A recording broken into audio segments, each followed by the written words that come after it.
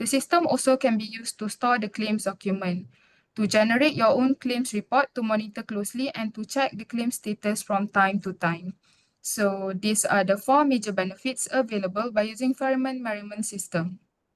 Not only that, agents are also allowed to appoint immediate adjuster immediately by using the system and immediately proceed to claim processing. Also, by using the system, it enables submission of documents from time to time with no limitation and avoid emails as claim examiner may be away. Also, the system are able to print out all the letters sent out for your easy reference, which is a good thing. So we encourage you to use the Ferryman Merriman system at all times. So, okay, next I will talk about the reminder of market conduct essentials for intermediaries, which is very important. The intermediaries must provide product disclosure sheets, PDS, to customer at pre-contractual stage and at time of renewal, because in this product disclosure sheets, it spells out basics information on the product such as the benefit and particularly on major exclusion. For example, we have one product that is called Great Shield Active. We have 7 plans for the customer to choose upon.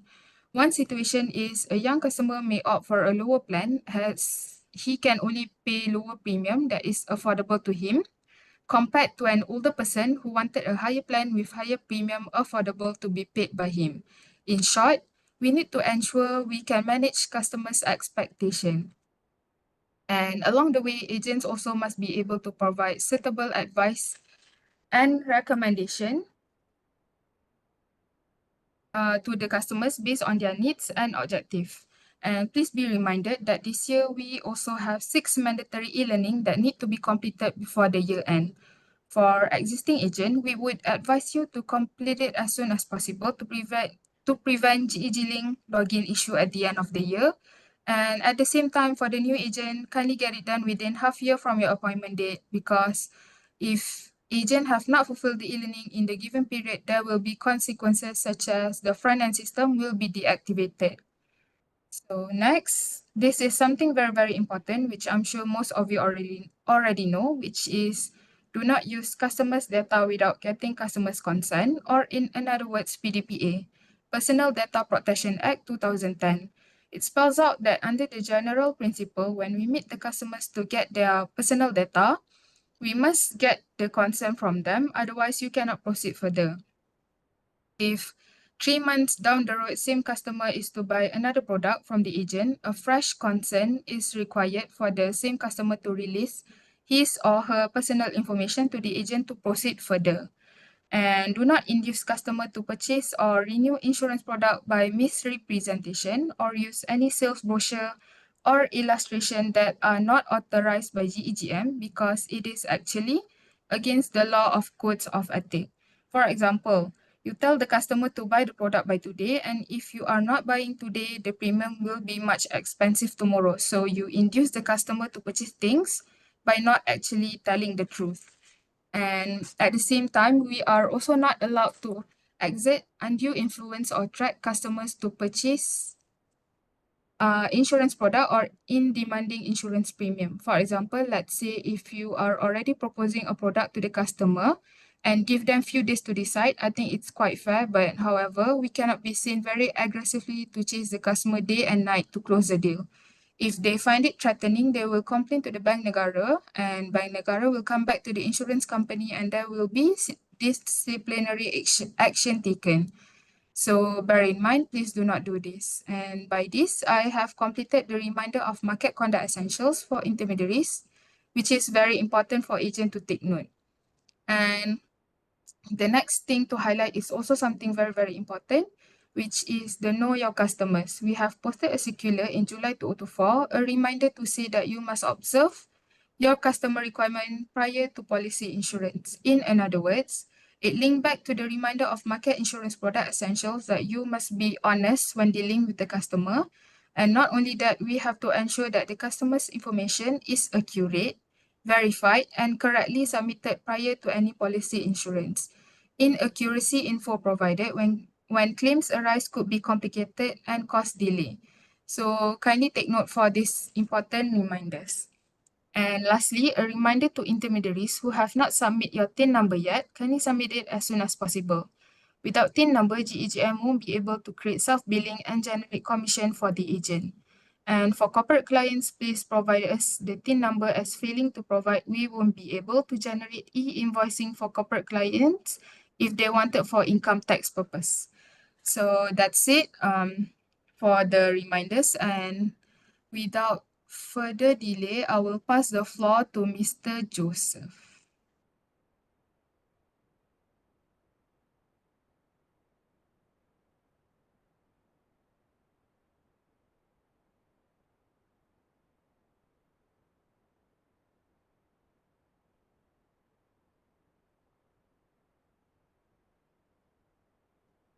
Good afternoon. Can you hear my voice? Yes, I can hear your Okay, voice. great. Thank you. Actually, we have been struggling for a while. We were spending about, Alia and myself spending about half an hour to fix this problem. Okay, thank you. Right, thank you, Alia. Thank you for your for your help. Okay, and then I believe the slide is also visible. Is a slide visible? Can the slide be seen? Yes, I can see your slide. Okay, can. Thank you. So if let's say anyone can't see the slide or you can't hear my voice, please do let us know so that we can fix the problem. Okay, good afternoon, everybody, and luckily we are able to start the session in time. So I'd like to welcome all of you. I know we have people from Kota Baru, Alostar, Ipoh, Penang, Melaka, JB, Seremban. Also, we have affiliate corporate agents. Good afternoon. Welcome to our training today, which is Managing High Climate Risk and Opportunity. The title of this training, probably some of you may find familiar because we had done this training last year. And the reason why we want to do it this year is because apparently climate risk remain a key concern in the eyes of the authority. Bank Negara, PM in their recent posting, they keep reminding the insurance community, especially the insurance operator and Takaful operators, to step up their efforts, okay, to make sure we Malaysian, okay, getting ourselves ready for this climate change and climate risk problems. And that's why we are doing this training, of course, as a refresher, but plus some sales aspect. We try to have some difference. Okay, we have to add something new, so that at least you can gain something extra by the end of the day. All right. So this is what PM has highlighted. PM is committed actually to reinforce this climate risk issues. Okay, they want to actually they want the insurance company to step up their efforts to combat this climate change, and then said whereby they would actually provide resources available to help the industry players to mitigate the climate risk. Okay, and also we are so these are the support and resources that we can get from PM. And also, PM also urge insurance company to be innovative, to be creative, to come up with insurance solutions that address climate risk. Okay, hopefully, we should hopefully we are able to see some new products coming out in the market. Okay, in conjunction of this climate risk. And also, the PM also require attention. Okay, from the stakeholders, regulators, okay, to discuss, okay, how to improve this climate risk disclosure, because it is an instruction from Bank Negara whereby insurance companies and so Takaful operators, they need to actually treat or regard this climate risk as a financial risk, okay, whereby it is very serious. Okay, climate risk may constitute quite significant amount of the company of the country GDP. Of course, we also need to be an educator, insurance professional especially. We need to also educate and highlight to the public, especially our customers, why climate risk is something that they should not take it lightly.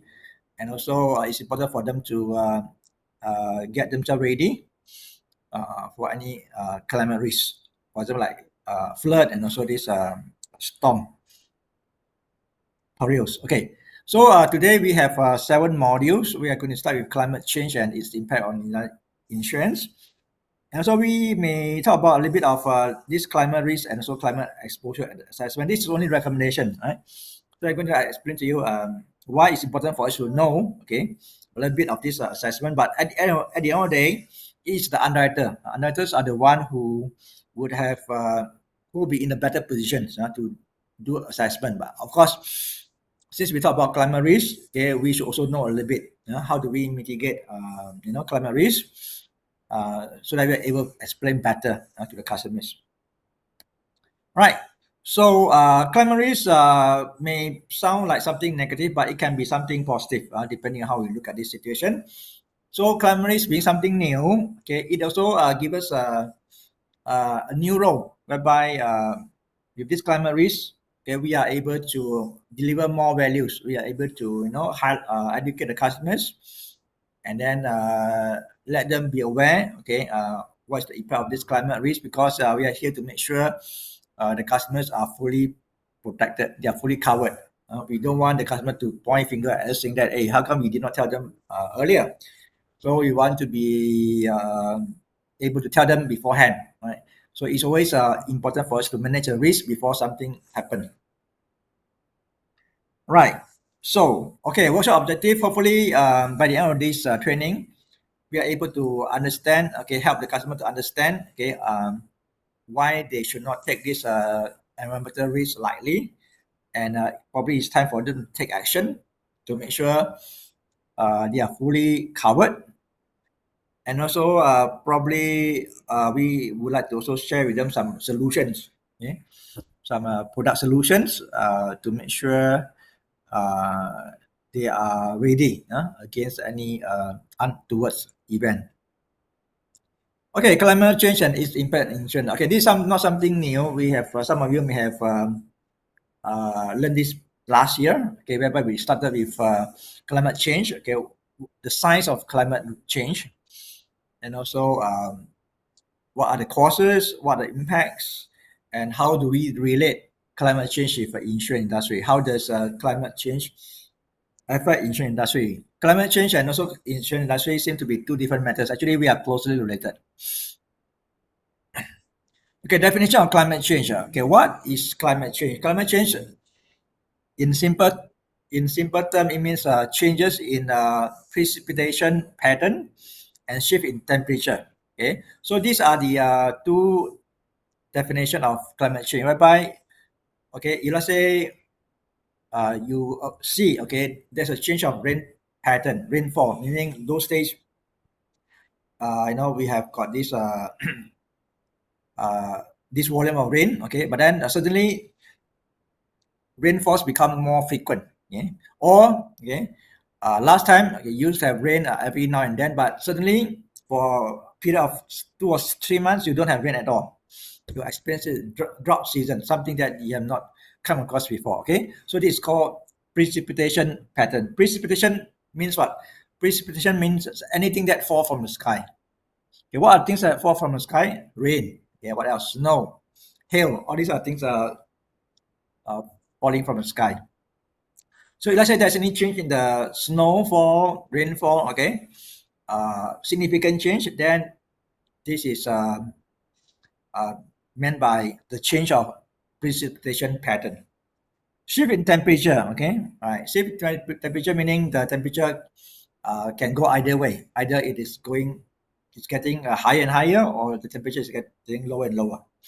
Either direction may not be good to human, okay, because we may be comfortable within certain range of temperature. Let's say the weather go too high, the temperature go too high, we may not be comfortable. Like Malaysia, I think we are in the range of what, 30 something, right? We're comfortable, pretty comfortable, 30 something. But once the temperature went up to 36 or 37 degree Celsius, we would not feel comfortable, right? So this is meant by shift in temperature. Let's say suddenly you find that it is too hot or too cold, something, that could be something to do with temperature, and it could be caused by climate change. All right. So we have talked about definition and cause. We have talked about definition of climate change. Climate change refers to shift in temperature, precipitation patterns, and other climate phenomenon. And what contribute to climate change? It could be natural processes or it could be human intervention. Example, volcanic eruption. Okay, volcanic eruption is not something something created by human, right? It's a nature phenomenon, right? And then volcanic eruption has got some impact on climate change. It may change the rain pattern, probably temperature, and so on. Okay, right. So can radiation of solar radiation. It can also have some impact, but human intervention is the most significant one.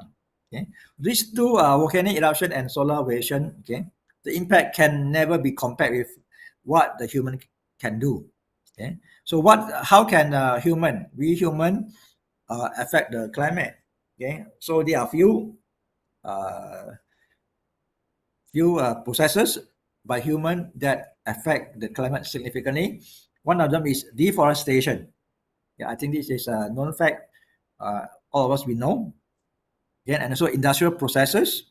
Yeah, we admit this. What they call that? The carbon dioxide and burning of fossil fuels, the petrol that we use. Right, all these lead to climate change. And then, why climate change can affect our environment? Okay, example, many of you would know Sahara. Okay, we know Sahara by desert, right? Because we know Sahara is the biggest desert in the world. But then maybe some of you also are aware. 11,000 years ago, actually, Sahara was like Malaysia. It was a tropical forest with trees, with greeneries, vegetation, animals and grass and many more. Okay, what had actually turned Sahara from a forest to become desert? Because of a change of climate, because of probably the change of temperature. In those days used to be tropical temperature, and then because of long droughts and so on, so the environment has changed, from a forest to become desert. So I think this is something that we need to be aware, right? If let's say we don't do anything, okay, so our environment, our surrounding may may may turn to something else that we can't recognize. Okay, so talking about temperature, this is how the temperature movement in the past almost 200 years, in the past maybe 150 years. You can see the temperature is always on the rise. So there's no sign of coming down, right? So apparently it is still moving up. So we don't know what is next after 2025 or 26. I don't know what happened next. Will it go up again or will it come down? Nobody can tell. But you can see overall the trend is long term. Actually, it's moving upwards. So we are moving towards we are moving into unknown. We don't know what's going to happen. But a lot of scientists actually had forewarned us. Okay, if let's say this thing is not being managed, okay, so we may face disasters, in the future. So this is something unprecedented. Okay, the temperature keeps going up. Yeah. So Malaysia is not immune. Okay, look at our temperature in Malaysia, always on the rise. Yeah. Overall, you can see the line indicating temperature is moving up from 26 to 27. Yeah. Okay. So there has been an increase of probably 2 Celsius over the course of 40 years. And then what happened if this thing continue, right? So in fact, the scientists had warned us about this global warming. Many of you would have heard of this phrase, global warming, whereby the heat was trapped, not able to escape out of the atmosphere. Right. So because of that, the heat actually had melted the glacier and also the iceberg, leading to rising seawater. Seawater has risen. Okay. encroaching the land, so we have less and less land. Okay, and then all this land, previously there were beaches, and then now it has become ocean. And then this also pose a threat to a lot of species. Okay, and then a lot of species like human, okay, we are comfortable, to live if, let's say, our environment remain the same. If, let's say, our surrounding experience a drastic increase, either increase in temperature or decline in temperature, okay, probably we can't survive. Okay, can we survive if temperature is about above 40? People die, in France. I think of about 5 years ago, 6 years ago, a lot of people die because the temperature hit 40 Celsius. So they die due to stroke and so on. Right. So I think we need to take note. I think we need to continue to educate the public out there. Right. So we are not talking about insurance solution. We are also talking about survival of humankind. Okay. So human-induced climate change results in a greenhouse effect, whereby we produce a lot of greenhouse gases like carbon dioxide, methane. All these lead to global warming and so rising sea levels. And subsequently, it also affect the ecosystem. Okay, a lot of species will die. Okay, has become extinct because they cannot survive because the environment has changed. The fundamental has changed. Okay, they can't survive. Let's say the environment has changed too drastically. And then normally, extinction of one species will lead to extinction of other species because all these species they are mutually dependent. Okay, if one species is wiped out, so the species on the higher food chain, okay, would also be in danger because they are no longer having enough food for survival. And as for flood, you can see in recent year, okay, the flood has become more and more frequent in Malaysia, starting from the year 2016 or 15. And then the people affected by flood also has been on the rise as well. Okay, so this is something that we need to be mindful of. All right, so I think it's still a long way to go. We need to think carefully. Okay, every action we do may have an impact on this climate change. All right, okay. Last year we actually had this topic, climate risk and opportunity, and what happened then was that end of the year 2024, in Malaysia there were 9 states, okay, hit by flood. Okay, yeah, state like East Coast, Kedah, Perlis, Perak, Negeri Sembilan, Selangor, Melaka, Johor. 9 states in total, okay, were hit by flood.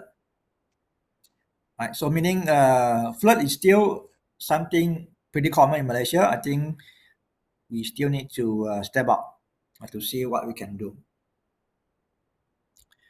Climate change in Malaysia, okay, so of course last year was not that serious. Okay, the serious one, in recent year, the most serious flood was the one happened in year 2021. Okay, that was the worst one, whereby the Malaysia's suffered losses, financial losses up to 6.1 billion.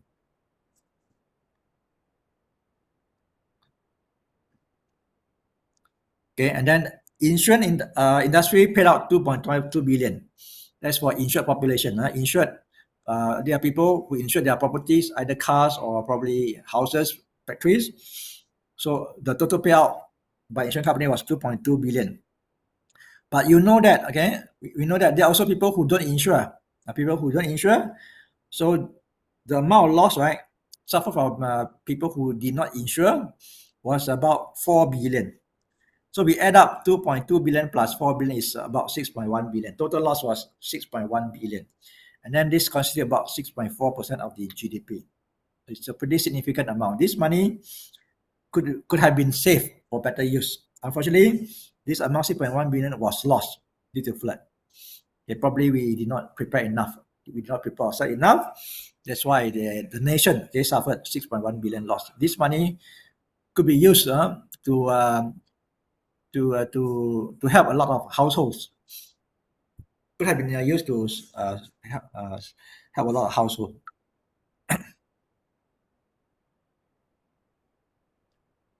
Okay.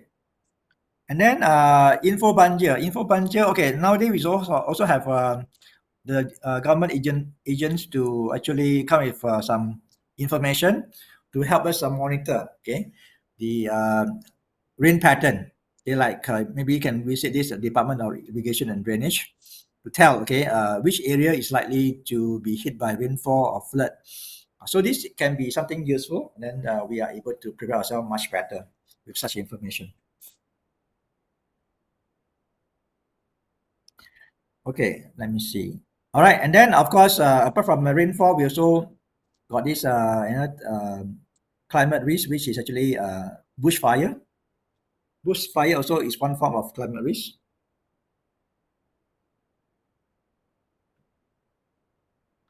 And then according to New Straits Times, okay, in the year 2019, this Iskandar Putri, okay, had got this bushfire or forest fire whereby 98 hectares of land, okay, or forest had been destroyed, right, due to long drought, probably, due to high temperature, okay.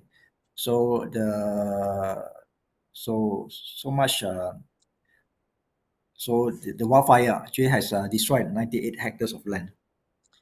And then last year in Penang, not in Taiping, the lake, Taiping Lake, right? The Taiping folk probably okay, this Taiping Lake, okay, was dry up, and because of extreme weather temperature. This is how the lake looked like last year. Hopefully, the situation has improved this year. So Malaysia, actually, we have a lot of situation, okay, that could be affected by climate change. It could be flood, it could be long droughts, it could be bushfire, it could be storm. Okay, so these are the threats that something that we insurance industry can provide solution to.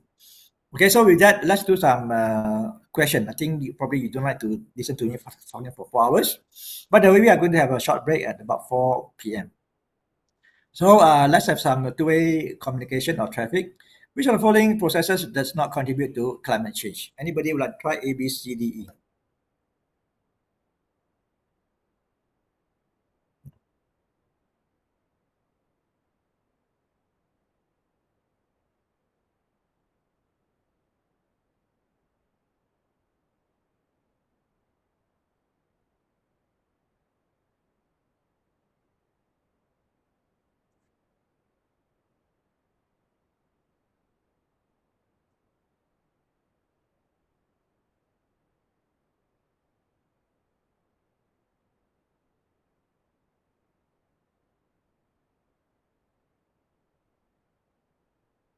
Okay, so we have many of you answered D, right? Does not contribute to climate change. Okay, we have most of you answered D, variation in solar radiation. And we have B, 2% answer B, 1% answer A. For deforestation, for sure, would have great impact on climate change. Photosynthesis, yes, the answer is B, photosynthesis. Photosynthesis actually uh, is to produce oxygen. Yeah, the other processes were producing carbon dioxide, which is harmful to the climate. So photosynthesis is the only process that is not harmful to climate change. So the best answer is actually B, photosynthesis. Number two, the following human, thank you so much for your contribution. Thank you so much for your answers. Number two, the following human activities improve climate risk asset. Which one does not improve climate risk?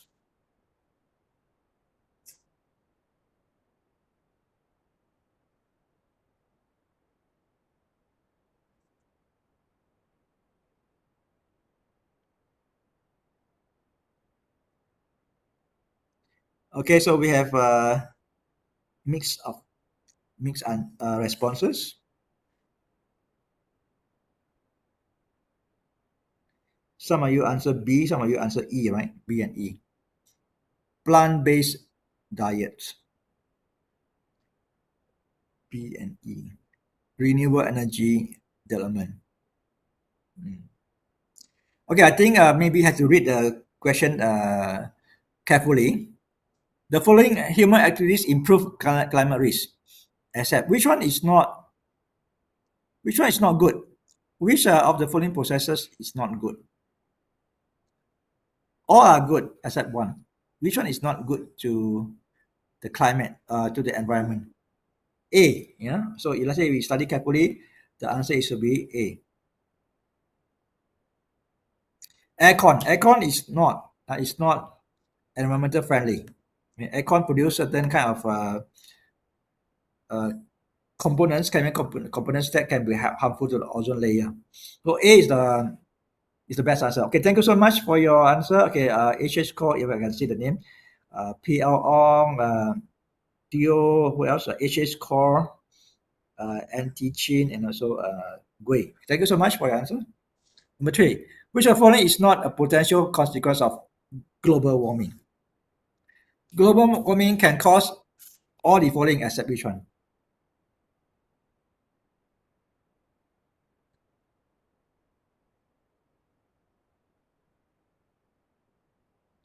Global warming meaning the heat is being trapped, okay, it's not able to release or escape to the outside the atmosphere. So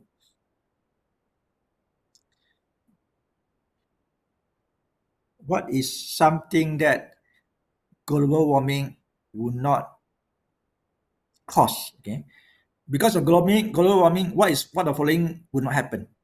If let's say we are having global warming, which of the following would not happen? Could it be A, rising sea levels? Could it be B, extreme weather events? Could it be C, expansion of polar ice caps? Or could it be C, coral bleaching? So the best answer is C, expansion of polar ice cap, because global warming meaning what? Meaning the world is getting hotter and hotter, okay, warmer and warmer, and then the glacier, the icebergs that would melt. Okay, and then you don't see glacier or this iceberg getting more and more, but you're seeing them getting less and less. So the answer is C.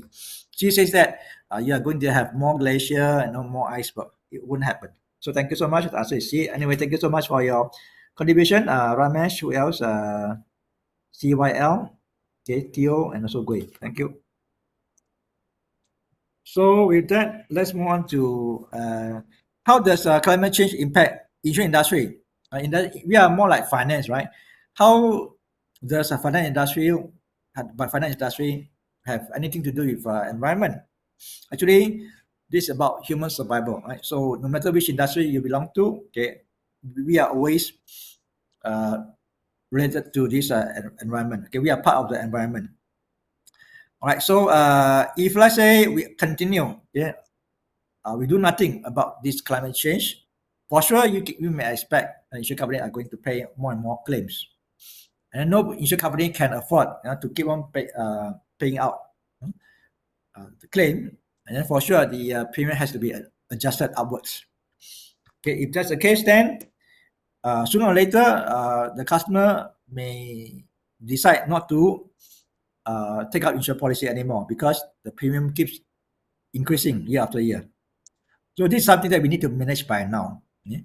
So we need to figure out ways, okay, how to, as much as we want to get our customer to get themselves protected against climate risk, we also want the customer to do their part, yeah, to mitigate, to reduce the flood risk or storm risk, okay, or climate risk, so that we are able to help them to continue to get the coverage without the need for them to pay higher premium. That's the purpose, the whole purpose.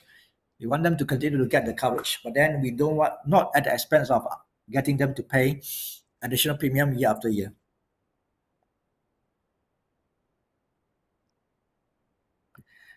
Okay, and then All right, and then those days the weather pattern was pretty stable. Right, insurance companies are able to tell, okay, next year, how much claim the company would estimate to pay out. So because the weather pattern was pretty stable, but nowadays the weather pattern has become more and more unpredictable. Okay, so you know that the temperature has been moving upwards in the past 30 or 40 years. So this is something that we have never experienced before. Right? So we don't know what's going to happen. Okay, 5 years from now or 10 years from now. So this become very difficult for insurance company to estimate losses in the future. So let's say the insurance company is not able to ascertain what is going to happen in the future. The insurance company probably would actually raise the premium upwards. Yeah? If let's say they can't tell what's going to happen in the future, unless we work together to manage this climate risk or climate change issue effectively. And as we know, insurance companies they have got two sources of income. The first one is underwriting profit, meaning let's say insurance company are able to underwrite good risks, okay, and they are able to make a profit from underwriting. Then this one income, okay? And the income that insurance companies can enjoy is from investment. So the premium that insurance company collect, okay, a portion of the premium is utilized for investment. Okay, because we don't really put in the bank. Okay? We don't put 100% of the premium in the bank because the interest generated by bank may not be significant enough. So such insurance company also can invest in stock market or whatnot, okay, for higher return. Okay, so any investment return can be also a form of income to insurance companies. But if let's say this climate change issue is not resolved, then insurance company would have less and less investment opportunity.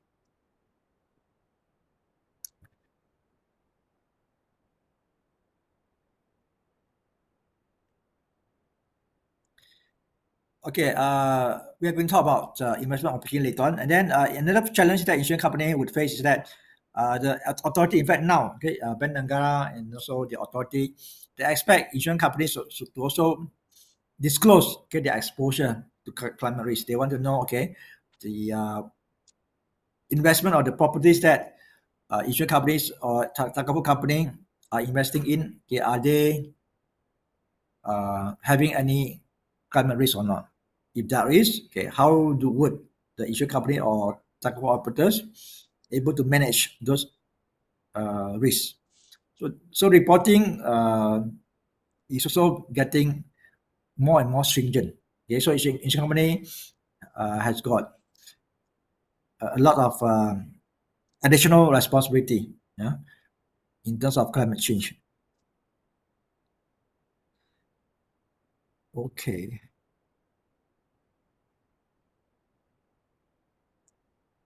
All right. Of course, we can't run away from our duty to educate the general public. And then first of all, we start with the insurance professionals. Okay, we would like the insurance professionals to uh, be able to highlight to the customers if they don't get themselves ready, what kind of losses they can see happen. And then once they realize that these are the threats that they are facing, then we tell them that we do have solutions. And then we can help them to make sure they are able to get themselves covered against all these climate risks. Which of the following insurance in the coverage is not related to climate risk? Which one has got nothing to do with climate? A, B, C, D. Sorry, there are five. A, B, C, D, E.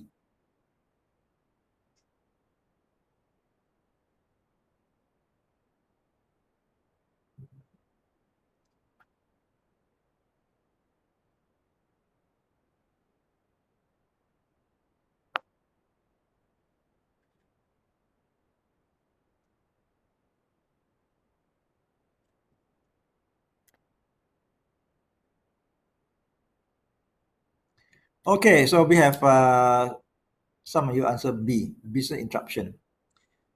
Okay, we have some of you answered C, right? Product liability. Okay, we have a mixture of two, B and C. Okay, business interruption. Okay, let's say for those who choose B, meaning this training can be beneficial because this training actually probably could help us to understand how we can give better advice to the customer. Right. For those who answer C, probably you know uh, the answer already. So the answer actually is C, product liability. Yeah?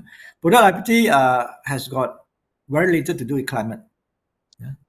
It's more to do with the other coverages like bushfire, business interruption, special perils, and windstorm. All these are very much related to climate. Okay. So for those who choose B, not to worry, we're going to explain why. Why climate change or climate risk is an opportunity for us to offer, so for us to recommend business interruption to a customer. Let's say you have not done so yet. Yeah. So business interruption is a very good coverage to recommend to the customer when we talk about climate risk. Okay, this question actually I've shown last year. For those who remember, maybe can tell us the answer. So this is how the question sound like. As per PM, the flood coverage of motor vehicle in Malaysia in 2023, 2 years ago. 2 years ago, how many vehicles, how many percent of the vehicle has got flood coverage? Can you remember? Anyone else? Can you remember?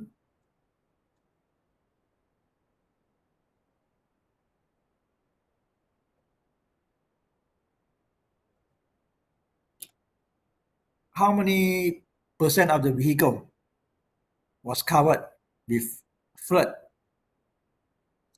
coverage in the year 2023? All right, not sure. Okay, thank you for being frank. A and C. Okay. The answer is A is very close. The answer is B, 14%. That was 2 years ago. So meaning this answer tells us that a lot of vehicles are not insured against flood. Okay. I hope by now the situation can be better, but still a long way to go. You know? So meaning in the year 2 years ago, okay, up to only 14% of Malaysian vehicle has got flood coverage. So meaning the insurance community, insurance professional, we need to work harder. We need to tell more people that chances are their vehicle are not insured. We have to find out whether they are among the 14% or they are the rest 64%. If they are the rest 64% who are not insured with whereby their vehicle is without flood insurance, then we need to actually alert them. It's time for them to consider to have this flood coverage. Right, thank you for your answer. The following investment sectors are negatively impacted by climate change asset. You know that just now I mentioned that insurance company normally they would generate income from two sources, either from underwriting or from investment. If the climate issue is does not improve, then insurance company would have less investment opportunity. Okay? Why? Because a lot of investment sectors, right, would be affected by climate change. Okay? So of all these investment sector, also over here this is a list of investment sector. Okay, imagine insurance company want to invest in all these sectors. Okay, and which sector is not affected by climate change? Real estate actually affected real estate because let's say you build hotel, right, at this beach area, and then got this rising sea water, so the hotel the hotel may not be able to may get flooded, so the tourism may get affected as well. So real estate can be hit by climate change. Renewable energy seems to be a better answer. Okay, thank you, YF Wong, Chong, Gui, and Theo, PL Ong, and also HH core, right? Renewable energy. So what I'm trying to say is that if climate change issue is not resolved, right, one day insurance company will have difficulty in getting a good investment return from agriculture business, from real estate, from tourism, and from transportation. Imagine insurance company put all their money into this agro business, real estate, tourism, transportation, and all these are losing money. Then this will be a great loss to insurance company.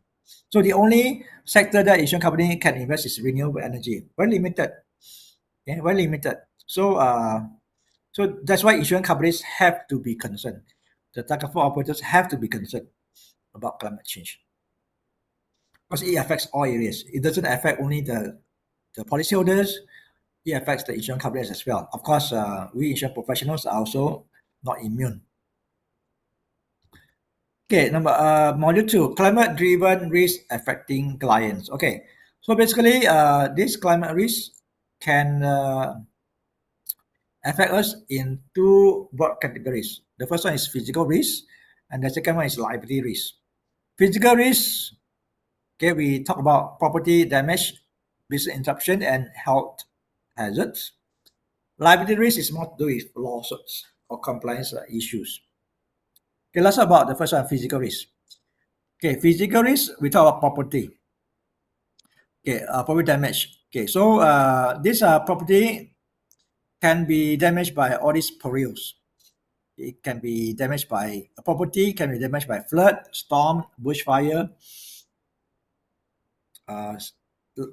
rising sea level. Extreme heat probably can affect this property, machines, or road. Okay, and what sort of damage that could happen to our property? Our property can be in the form of wall, building, the what else? The content, the furniture. Can be in the form of machine. Our property can be in the form of machine, can be in the form of furniture, can be in the form of building, wall, roof. Can be also outdoor property like fence, gates. Can be our vehicle. Our vehicle also can be a form of property. Right. So this is why climate is something that we should take it seriously. Let's say we only have fire insurance, and then we don't have flood coverage, then it serves no purpose. Right? Meaning we are not fully covered. We only covered partially. We only cover our property against fire, but we forget about flood.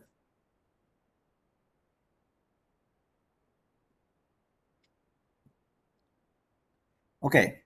Stock and inventory loss. Of course, for factories, they may also suffer losses because their stocks and inventory were damaged by flood water or storm.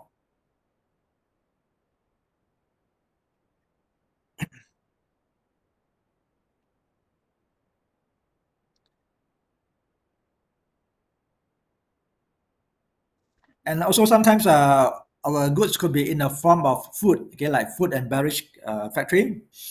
Let's say there's a power outage because of storm, right? The storm actually disconnected the power supply. Okay, the power supply got disconnected, and then the food, okay, the milk or whatever become perish because there's no more electricity. So the fridge is not working. So all gone, the food all gone. So it could be many different type of losses that we may not imagine. A lot of losses that we cannot think of. And then this way, how climate risk can affect this business interruption. Okay, some of you actually answer business interruption, right, in one of the question. So this is something. So this training can be very useful because it tells more. So that after this training, we are able to tell the customer more things. Okay, to help them to actually get more coverage from us. Okay, one of the solution that you may like to recommend to the customer is business interruptions. So example, okay, after the flood has taken place, once the flood is gone, can we operate the factory immediately? No way. I think it takes probably months, or years to clean up the factory, probably to reorder the machine because the machine all cannot be used anymore. We need to order the machine, and then during these 6 months time, we cannot produce anything. Yet we still need to pay salary to the staff. We probably need to still pay rental to the owner of the premises. And then, if let's say we don't have business interruption insurance, then that's it. We have to take care of the losses on our own. We have to pay the staff salary from our pocket, and then we can't claim from insurance company. However, if let's say we have got business interruption insurance, then we can claim from insurance company for any losses that happen during this 6 month time. And then the one is a supply chain disruption. Okay, one thing about this business interruption is that in order for us to enjoy this benefit, right, it doesn't mean that my factory has to be damaged by fire or flood. Sometimes, right, even though my factory is intact, I can still claim from insurance company, even though nothing happened to my factory. My factory is still normal, still operative. Yet I can still claim from insurance company. Under what situation I can claim from insurance company? If my factory is still operative. Example, let's say my supplier factory is flooded. So because of that, my supplier cannot supply me raw material. Let's say I'm in a biscuit factory, and then the supplier is not able to supply me with the ingredient like the flour, the sugar or whatnot. So I cannot produce biscuit at my end. So even though my factory is not damaged by fire and flood, I can still claim from insurance company because that's disruption of supply chain. Same goes with my customer. Let's say I supply furniture to Tesco. I'm a furniture factory. And then Tesco is flooded. So there's no point for them to order any more furniture from me because now their premises is flooded.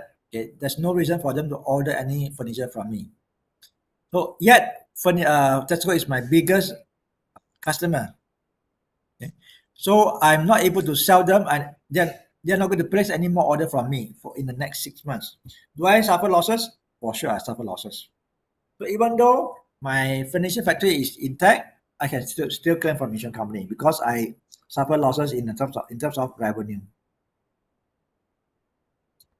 Okay, and also it also covers this utility outage, meaning factory normally a factory typically would use a lot of utilities. It could be water, telecommunication, electricity, and many more. Let's say there's a blackout. Okay, the cable get disconnected, so I don't have electricity. No way can produce anything. Factory is heavily depending on electricity and also many other utility supply like water and so on.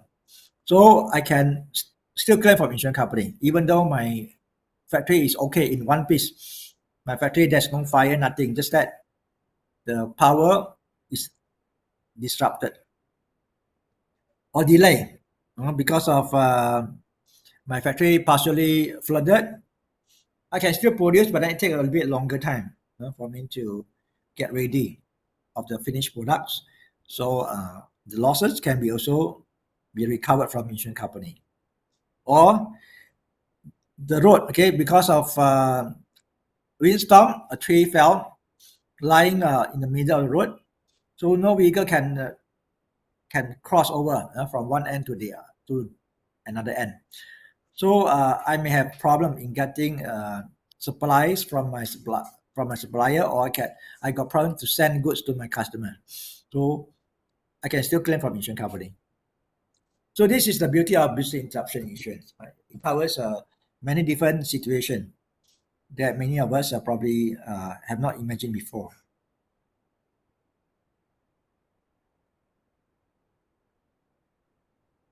Okay, so we have talked about business interruptions. And what are losses I may suffer, and if let's say I don't have business interruption insurance? Okay, first of all, I would need to probably take care of the operating expenses on my own. I would suffer loss of revenue. I would lose customer because if I can't produce my goods, I can't produce goods for my customer in the next 6 months, my customer may turn to my competitor. 6 months later, they may feel comfortable and with my competitor, and then they're not coming back to me. So this could be a huge loss because it takes years for me to build trust with customers. So we talk about these supply chain disruptions. So this is something that what business interruption can help me to recover. The losses that business interruption policy can help me to recover.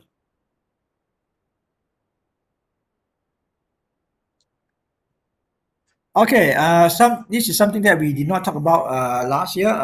Climate risk also is a good time for us to re-examine the medical insurance and also the PA policy that our customer has. Probably it's time for us to talk about, the health insurance or probably medical insurance when we talk about climate risk. Okay, climate risk can bring about some health hazards. Example, we know that heat wave, okay, or it can also cause strokes. Okay, people, have to be sent to hospital for treatment because they cannot stand the heat wave. Then they suffer from stroke and then need to be hospitalized later on. So there were cases also like air pollution because of bushfire, the air quality drop.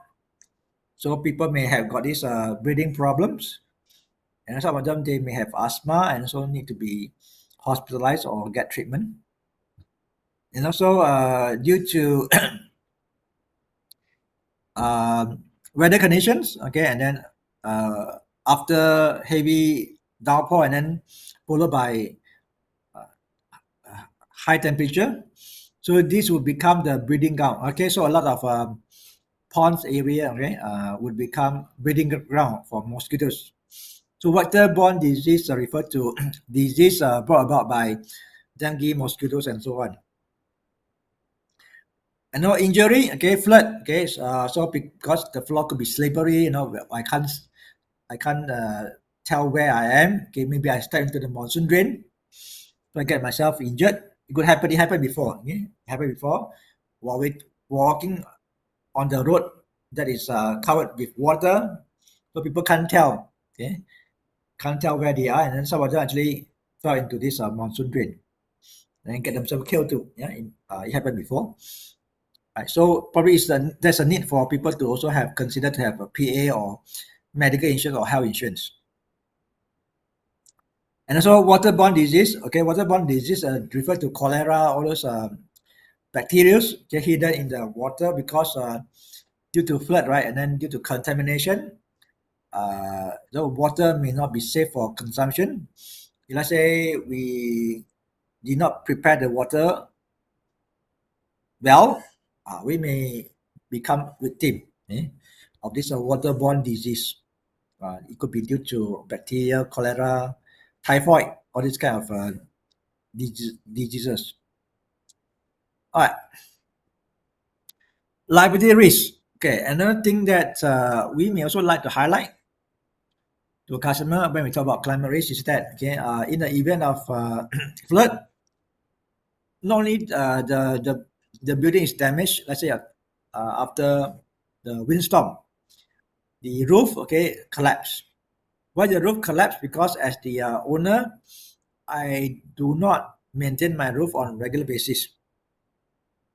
So the roof was not strong enough, and then it was damaged by windstorm or tornado or whatnot, and then dropped. And then it also happened that one of my customers or employees, they was hit, okay, by the roof materials, and then got injured. And then the customer and also employee can sue me for negligence. Of course, if the employee sue me, I cannot claim under public liability. But if my customer sue me, then probably I can claim for under public liability of this fire insurance. So maybe there's a need for me to study, re-examine my this public liability coverage to see whether it's sufficient or not. And then as for directors, they are supposed to disclose all the financial risk or to their shareholders or investors. Okay, maybe probably they need to actually alert or probably highlight to the investors and also shareholders risk management strategies. And then when preparing this risk management strategy, the director actually probably did not include climate risk, did not put climate risk as one of the areas, okay, for discussion. So subsequently, okay, because of failure to take note of the importance of climate risk, the company suffered losses. So if that's the case, then the investor and shareholders can sue the director for negligence. Okay, why you did not take climate risk into consideration when you prepare your this financial report or risk management? So let's say the director and officer if let's say the director has got this DNO insurance. DNO stands for Directors and Officers Liability. Then the insurance company would be able to pay the claim on behalf of the director. Right. So these are the various opportunity for us to offer to the customer because of climate risk. So climate risk is not something bad. Okay, it's an opportunity for us to explain to customer a lot more things, so that we can help them to be fully covered.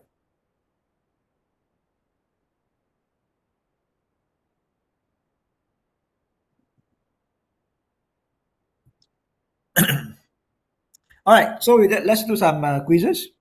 Which of the following is an example of physical risk caused by climate change? Anyone would like to try this question?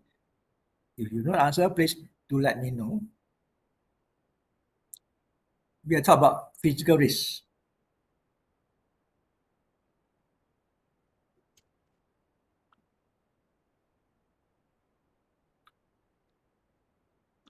Okay, so we have answer coming in. Gui and also HH Core.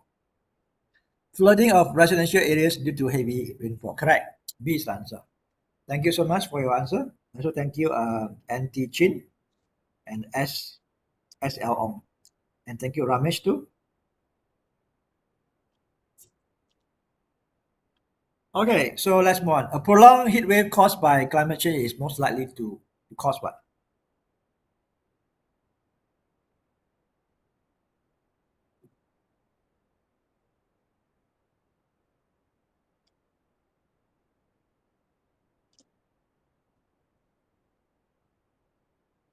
Heat wave, long drops. The temperature remain high in the past weeks or past 2 months. Okay, so we have anti-chin. Answer C. Right, so we have Gui, Chong, and also HH Core C. All right, correct. Unanimously, you answered C. Number 3. In regions prone to extreme storms, what is a likely physical impact of climate change on insured properties?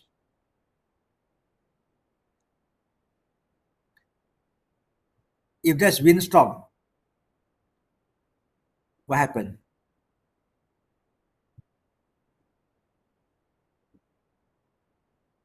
A, okay.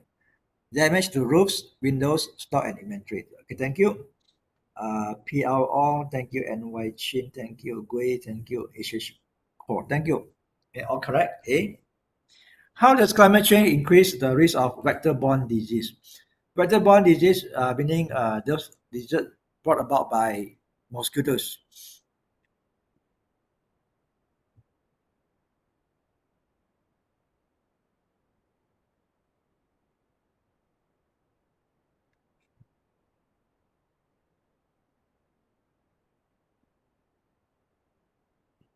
Some of you answer A, some of you answer C.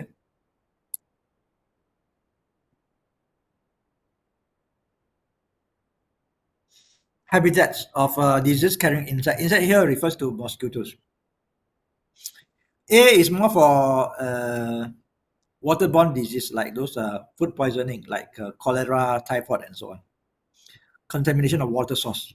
because we human survive the water. If let's say the water get contaminated, we may suffer from food poisoning. All right, thank you so much. Thank you so much for your sharing. Okay, thank you, Cor Ong, P.L. Ong, and Y Chin, and also Ko. All right, thank you. A is answer. Sorry, C is answer. Number 5, a business owner is sued because their building is poorly maintained, roof collapsed during an intense storms, injuring tenants. This is an example of could be personal liability, professional indemnity, product liability, or poly liability. A, B, C, D.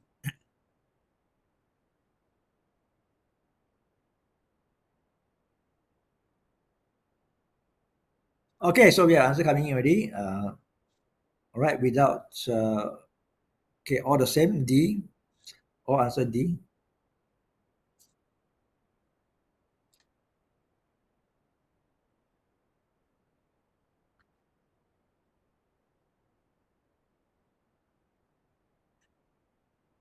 Okay, thank you so much for your answer. All right, so with that, let's move to module 3. Module 3 is about solution. We are talking about the losses. Now it's time for us to offer solutions. So solution can be in different forms. It can be from fire insurance, business interruptions, motor, and also that office liability. Fire insurance, okay, can be further divided into flood, storm, and tempest, bush and lalang, falling trees, landslip and subsidence, and spontaneous combustions.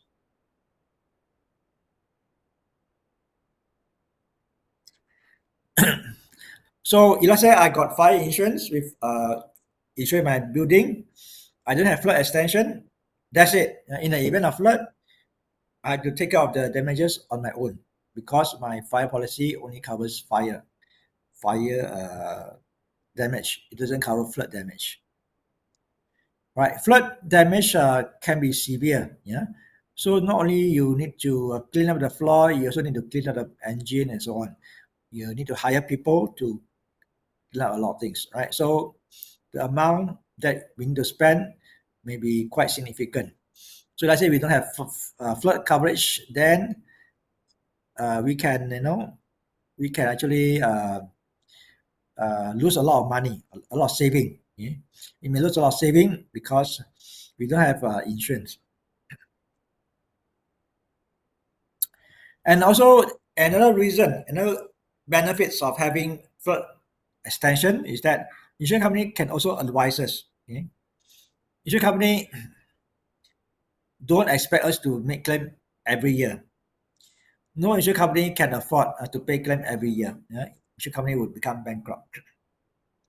So after the customer or the factory has applied for flood coverage, then insurance company can give some advice or recommendation to tell the customer, okay, these are things that you need to do as per policy condition. Sometimes they make it compulsory. In the policy, these are things that you need to do. It's called policy conditions. If you don't do, insurance company may deny payment. Or sometimes they may go further. They may ask you to do something which is above and beyond the policy conditions. So that to help you to reduce the risk, so that in future, insurance company would not need to ask you to increase the premium. Let's say you can help insurance company also in return would help the customer as well.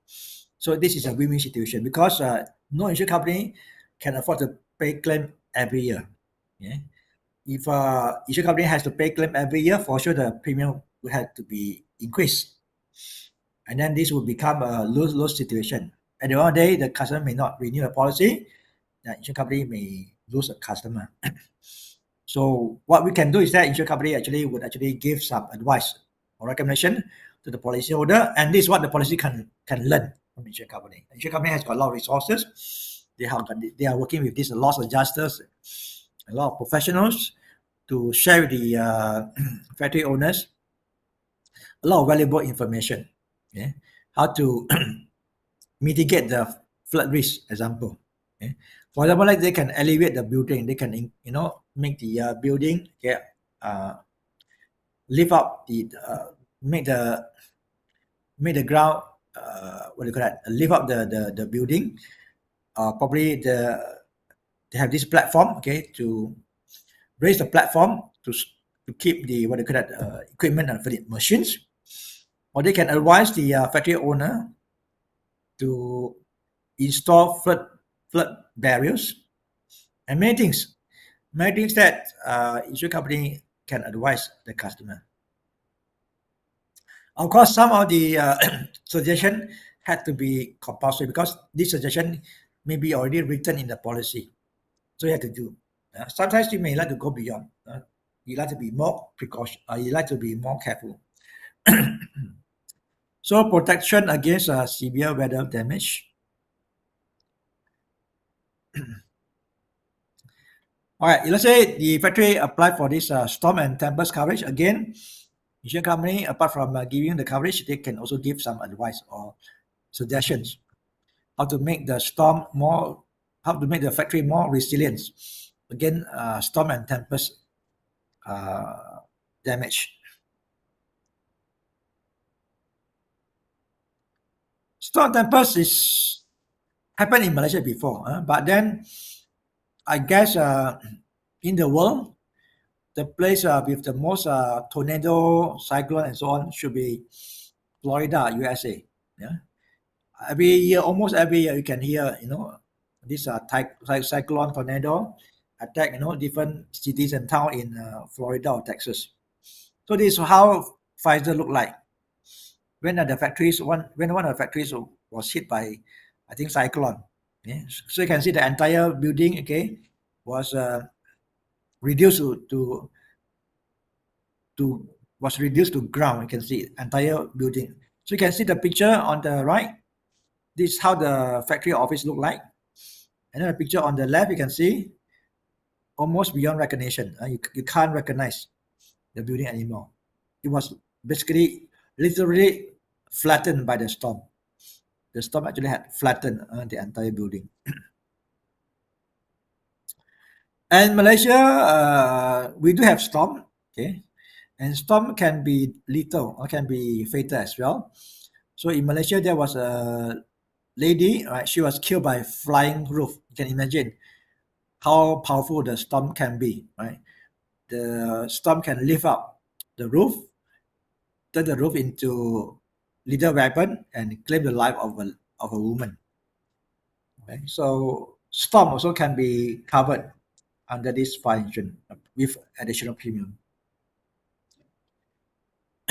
Of course, if let's say you apply for storm and tempest coverage, then insurance company can give some piece of advice to ask you to probably use more resilient building materials, and there are certain methods that you may like to follow for repair or reconstructions. Bush lalang, also another special period, but then this one, it depends on whether the properties and premises that the customer want to insure has got this vegetation or bush or lalang in the vicinity. No point for me to get bush and lalang coverage. If let's say my factory is in a city area and there's no bush, no lalang, no point, serve no purpose.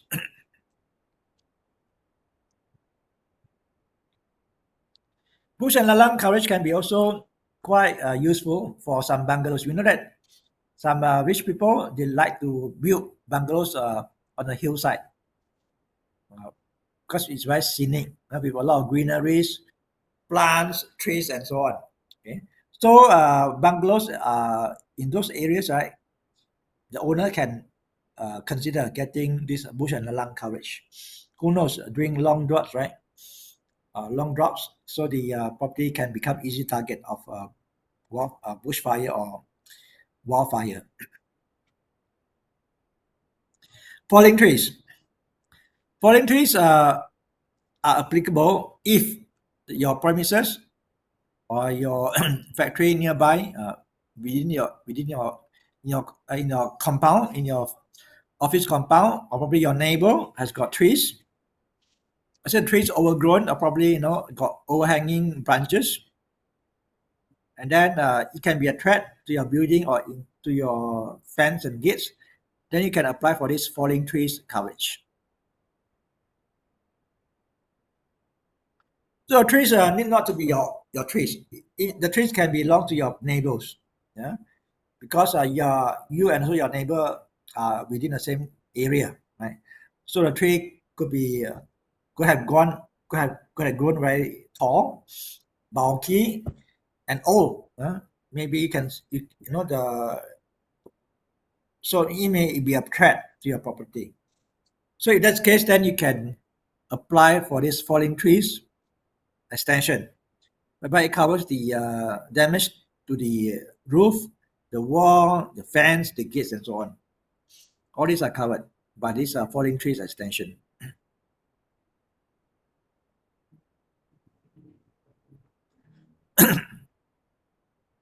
And falling trees coverage can be important because not only the insurance company will pay for the damage to the building, you may also like to consider, okay, do you want to get hire some insurance, because you also need to hire people to remove the debris after the damage has happened.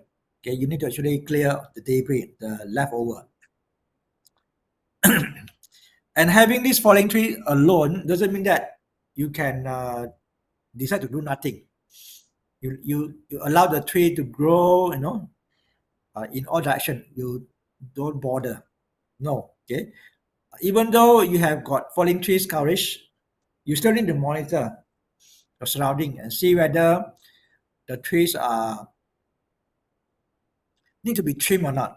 Okay, because let's say the tree had overgrown. Okay, the branches had become too long. And then may not support any longer. The tree branch can collapse. Then you need to actually, if the trees belong to you, then you need to hire people to trim the trees. Okay, it's something that we need to do, because remember, one of the golden principle of insurance is that you need to take care of your property as if your property is not insured. You go to we can read all the policies, all the insurance policy all the policy in Malaysia. There's also one condition: as the policyholder, you need to take care of your property, be it a house, a factory, a vehicle, as if your car or your property is not insured. So over here, okay, so you must assume that your property is without falling tree coverage. So let's say you sense that the tree can be a threat, okay, can pose as a threat to your building. So before something bad happen, we should hire someone, okay, to trim the trees to make it safer for your property. So this is one of the condition you can find under falling trees coverage. We are expected to do. Doesn't mean that after I pay the premium, that's it. I do nothing, because I'm thinking that my property is already protected under this falling tree coverage. So I don't care, okay, how the tree grow, let it be. No, that should not be the way, okay? Because policy condition expect us to take care of property as if our property is without falling trees insurance. Landslip refers to the downwards and outwards movement of slope forming materials such as rocks, soil, and earth. So landslip is something like this, okay, and as contrast, subsidence is something different. Landslip is a movement of soil, like rocks and debris, down the slope, normally at slopy area, and then it boom down, downwards. Subsidence is the ground sink, the sinking of ground, okay, because those days they had got some gas or water supporting the ground on top. Once the gas or the water is gone, there's no more support to the ground, okay? So the ground on top may sink, and that's called subsidence. So there are two different events. Subsidence is a sinking of the ground, often due to removal of water from soil and the decay of organic materials beneath the surface. So this is how subsidence would happen. As you can see over here, let's say an oil and gas industry, they discovered some gas underground, discovered gas underground, and then they need to extract the gas.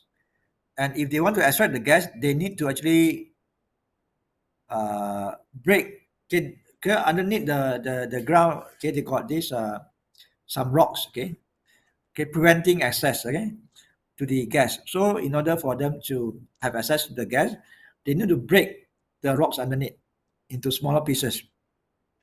And this process is called fracking, hydraulic fracturing. Meaning they want to use the hydraulic power to break the stone into smaller pieces so that it's easier for them to access the gas underneath. So once the gas has been completely extracted by the oil and gas company, so underneath become empty. Then probably the ground on top may not be able to support. Those days the ground on top was supported by this gas, but once the gas is gone, the ground on top may collapse, may sink, because the gas that used to support the ground on top is gone. Right, so fracking is one of the processes, one of the reasons why subsidence happen. Because subsidence can happen due to many other reasons. It could be also due to the disappearance of water. Those days got water underneath the ground, supporting the ground on top. But once the water is gone, so the ground doesn't have support anymore, the ground on top would sink or would come down. So landslip and subsidence coverage protects property owners from damage caused by the landslip or by the sinking of land. Right. So with climate change, do we expect to see more of landslip or subsidence, or do we expect to see less and less? Of course, the answer is more. Let's say we continue to have this flood, heavy rainfall and whatnot. Then we can expect to see a lot more of this landslip and subsidence. So meaning, let's say we are of the view that our houses, uh, can be damaged by this landslip and subsidence. Maybe it's time for us to get ourselves this coverage, landslip and also subsidence coverage.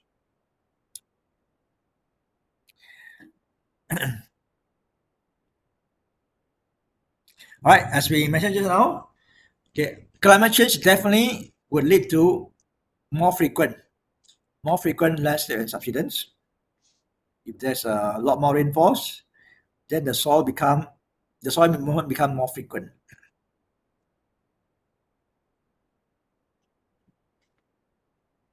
So this is some example of landslip. As you can see, those houses normally they are built on hillside. Normally at the slopey area, and then normally these kind of houses are no longer safe for us to live. All right, and then so let's say this is what happened, then maybe we can claim from insurance company under this landslip extension. Subsidence is it may happen to the building, it may happen to the swimming pool, driveway, and patio. So these are example of subsidence, because something has gone missing underneath, so the ground on top sink. Right. So this how it looks like on the surface.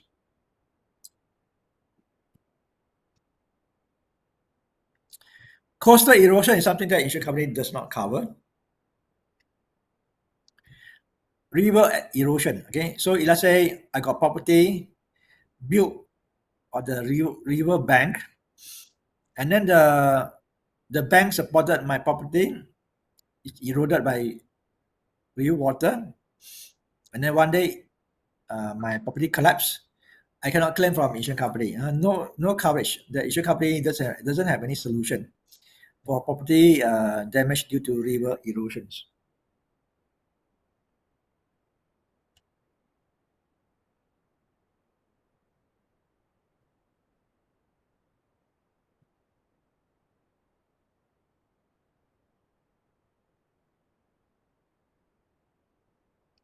Okay, let's move on.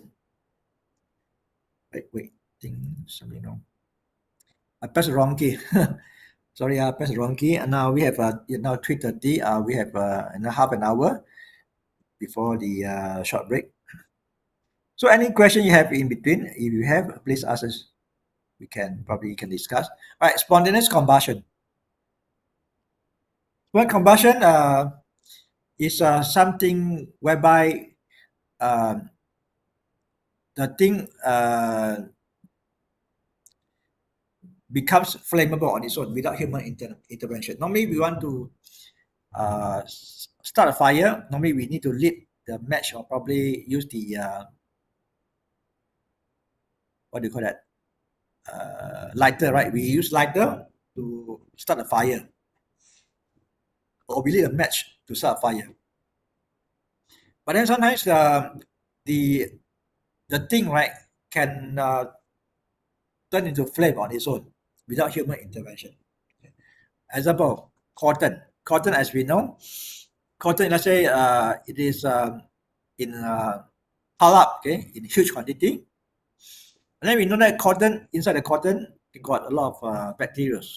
And all these bacteria are living organisms. They are alive.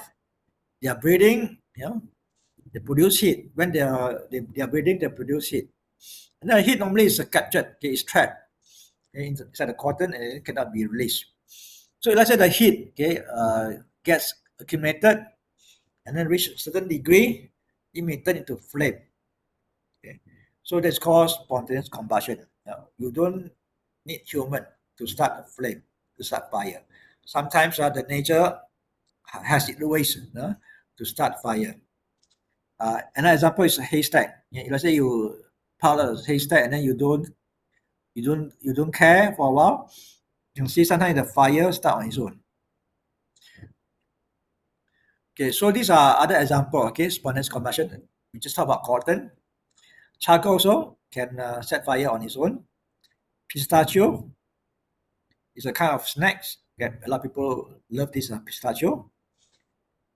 Uh, Grains, flour mills, all these things, right?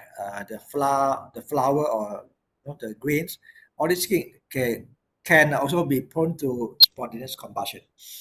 As for this furniture industry, they use this thing called boiled linseed oil. Boiled linseed oil is something that we use to polish the furniture, the chairs, the tables, to make the chairs and tables shiny.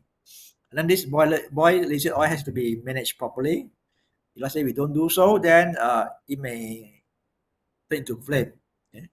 And this cause spontaneous combustion. So, how can climate risk increase the frequency of spontaneous combustion? Imagine there's a long drought. Let's say suddenly Malaysia has got no rain for 2 months or 3 months. Okay? So the weather can become very hot. The temperature, can become very high. So this could be the factor leading to more frequent spontaneous combustion. So either it's a lot of rain or there's no rain. Either way, okay. We also need to have uh, we need to get ourselves ready. Either it's too much rain or no rain at all. If it's too much rain, then we need to get ready for flood. Say there's no rain, but long droughts, then we need to get ready for spontaneous combustion.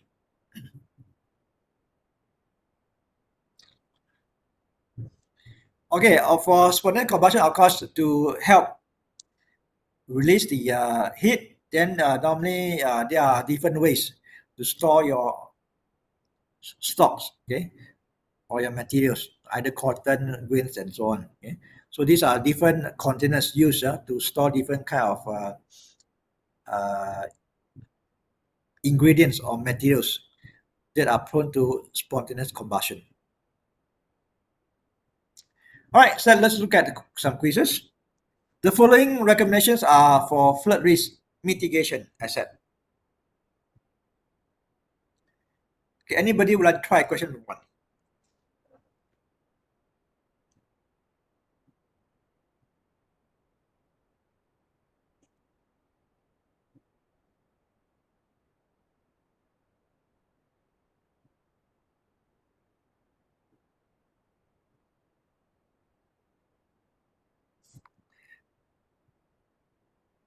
Okay, anyone has got answer for question 1? The following suggestions are for flood risk mitigation. Let's say we want to reduce flood. Which one is not recommended? C, installing sprinkler system. Okay, thank you so much for your answer. Thank you, PL Ong, HH Core, Gui, BK Lim, also at Chin. What force is responsible for erosion and deposition in landslides?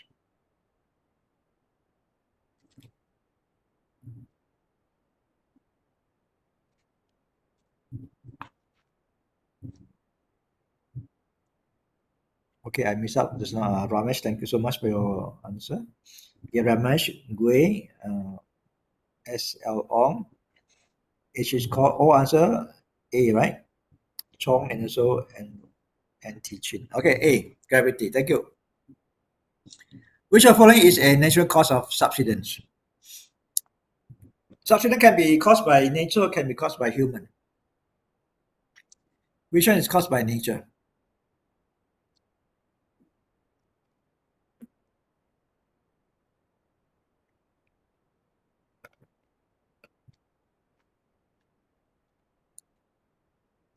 Okay, thank you, Faisal. Thank you, HH Core, Ramesh, BK Lim.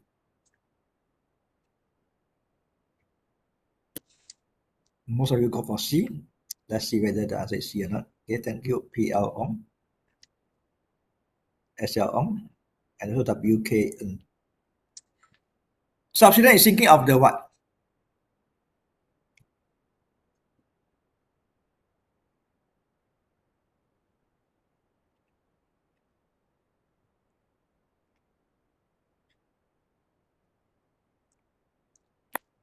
Okay, ground. Okay, thank you so much for your response. Okay, thank you, Gui. Thank you, HH Core. Thank you, WK Ng. All right, so let's talk about motor insurance. Motor insurance, probably we need to spend time on this special perils. Remember just now we talked about the number of vehicles in Malaysia with flood extension is only 14% in the year 2023, 2 years ago. Though I hope the situation is improved, but I guess it's still a long way to go. So this is what happened. In recent years, you can see a lot of vehicles. Shah not only the building was flooded, the vehicle was damaged because once the vehicle is fully submerged underwater, chances are the engine cannot be, the engine, is no longer working. And then to repair engine is as good as buying a new car. So I can guess this is total loss. Once your engine is fully submerged under the water, it is as good as total loss. Same goes with what happened in Batang Kali. You can see quite a number of vehicles were buried due to landslide. And then Bukit Jalil, last year, this is due to windstorm.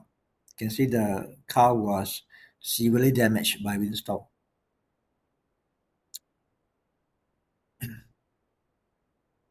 Right, special perils is it covers all sort of natural elements, convulsion of nature. Natural elements like flood, landslide, earthquakes, and so on, or windstorm. So some customers, the reason why some vehicle owners are not getting this special peril extension, I believe they find that this special peril extension is a bit costly. This is what they have in mind. But seldom do they think of the losses that they're going to suffer if I say they don't have special peril extension. So I guess it's a matter of choice. Do you want to pay now or you want to pay later? You pay now, you pay only for the premium. You pay later, then you pay for the consequence. And you pay for the procrastination. Right? So it's a question of whether you want to pay now or later. So insurance actually is about planning, early planning. Want to pay now so that we can prevent from paying more in the future.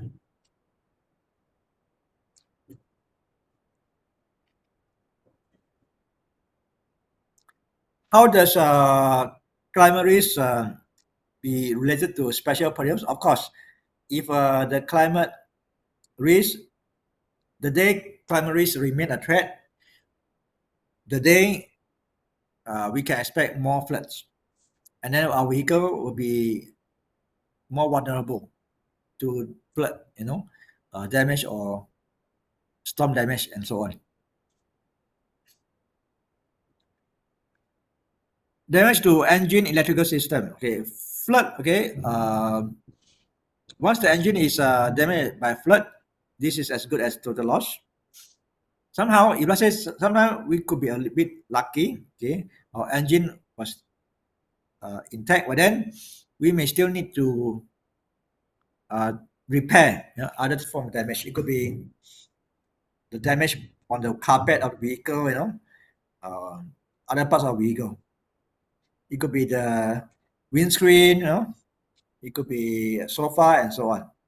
All these could be the damage caused by flood.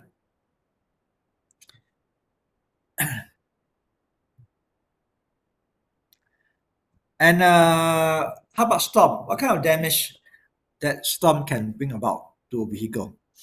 First of all, it may cause scratches on the vehicle. The vehicle may get dented because of some flying debris, rocks, and so on.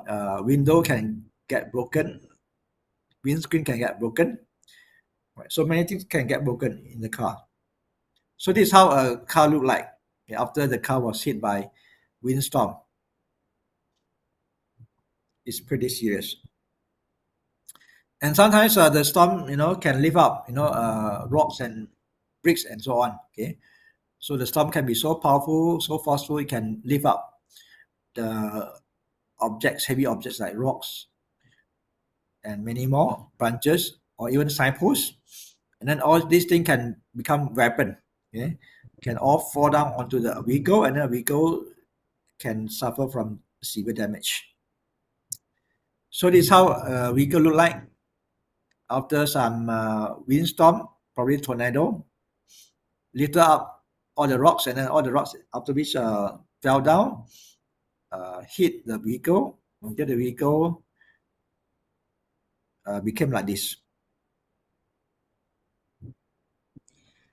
Vehicle movement or overturning. Okay, sometimes the windstorm or tornado can push the vehicle from one end to another end of the street. We can turn the vehicle upside down.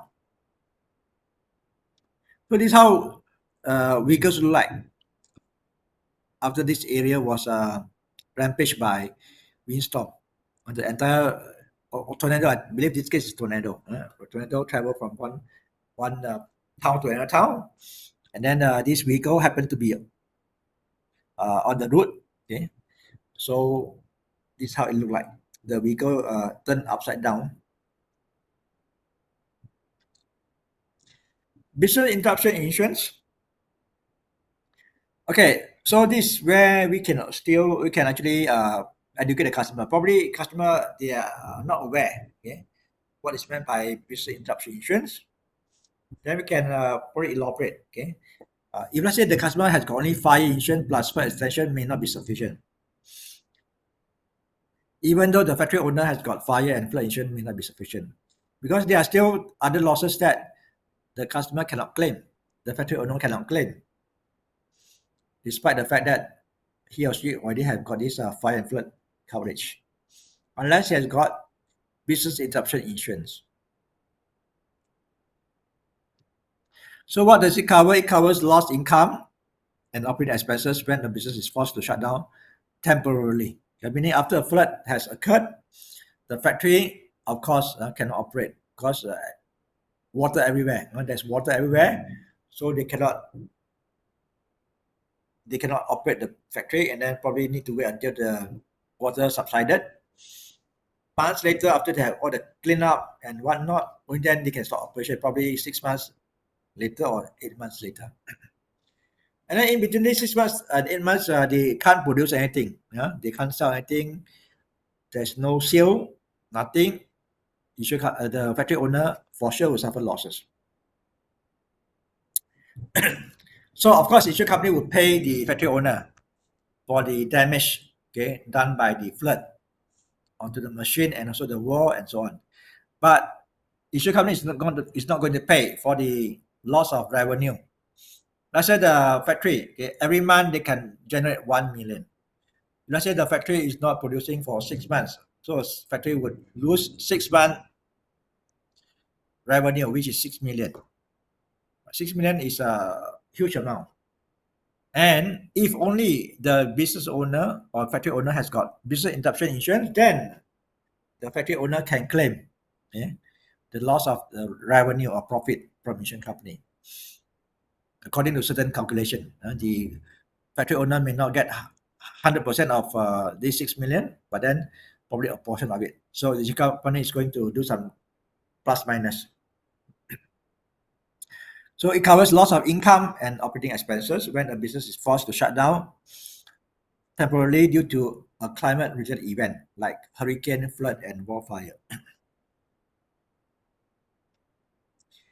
So, what is the difference between fire insurance and also business interruption insurance? Okay, fire insurance only covers the physical property damage only. If let's say my factory got damaged, the roof got damaged, then insurance company would take care of the repair fee for the roof. That's it. Nothing more, nothing less. However, if let's say I got business interruption insurance, insurance company will take care of my losses in many different aspects. Insurance company will take care of the my losses in terms of profit or revenue under business interruption insurance, loss of suppliers, loss of customers, loss of employees, right? So the scope of business interruption is wider, so much wider. So it always makes sense for us to encourage the customer to get these two coverages together, fire and also business interruption insurance.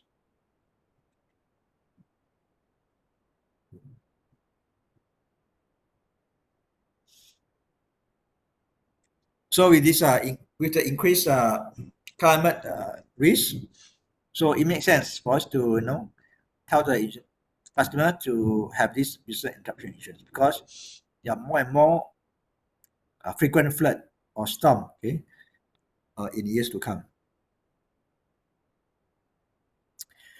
Okay, supply chain vulnerability. Sometimes my factory is okay, is intact, no flood, no water, but no flood, no flood, no fire. No flood, no fire. It's intact. I still suffer losses. How could that be? Imagine, let's say I got customer. Okay. I got supplier. My supplier. This look at the picture on the right. My supplier. This is how the factory look like. My supplier is located in one of the industrial areas. So the entire industrial area was flooded. So my supplier happened to be located in one of these area in this industrial area. So can I get the supplier to supply me with the raw materials? Cannot. There's no way I can get anything from the supplier. So even though my factory is safe from flood and fire, do I suffer losses? Of course, I suffer losses because I can't get the raw materials from my supplier. So for sure, my revenue will be affected. My business will be affected. My profitability will be affected. Can I claim from insurance company? Yes, I can. Why did I got business interruption insurance? An example could be, the road, okay, transport, okay. It's called prevention of access. So let's say due to heavy windstorm, tornado, okay, so the part of the road was torn open, broken into two by some severe tornado or windstorm or typhoon. So my supplier can only send the goods to me using this way, this road. There is no other road. Only one road is possible. So it means that I cannot produce anymore because I don't receive raw materials from my supplier. Right. So even though my supplier and myself, our factories are in good condition, still I suffer losses. and I can claim from insurance company provided I got this business interruption insurance.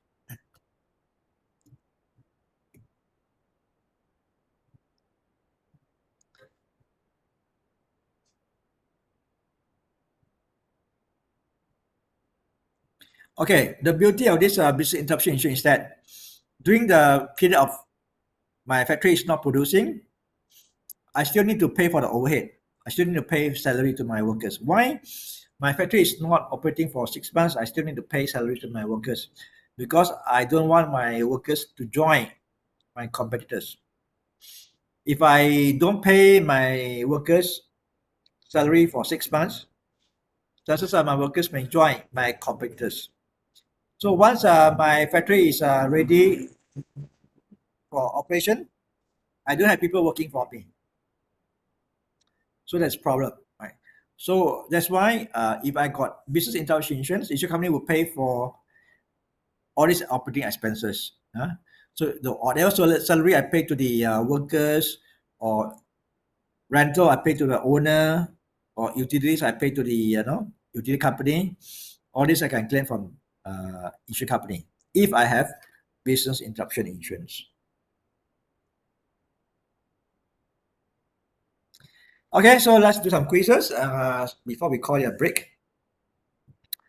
Special perils coverage compensate for damage to a vehicle resulting from the following asset. Okay, which coverage is not found under special perils extension? A, B, C, D.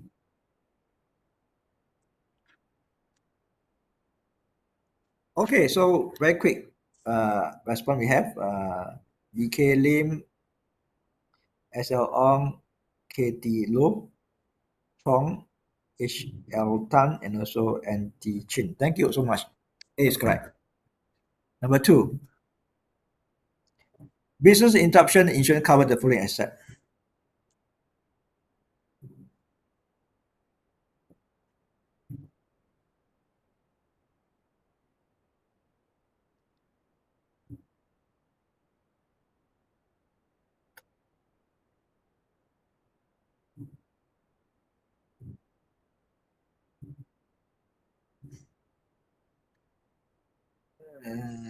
Okay, so we have answer coming in already.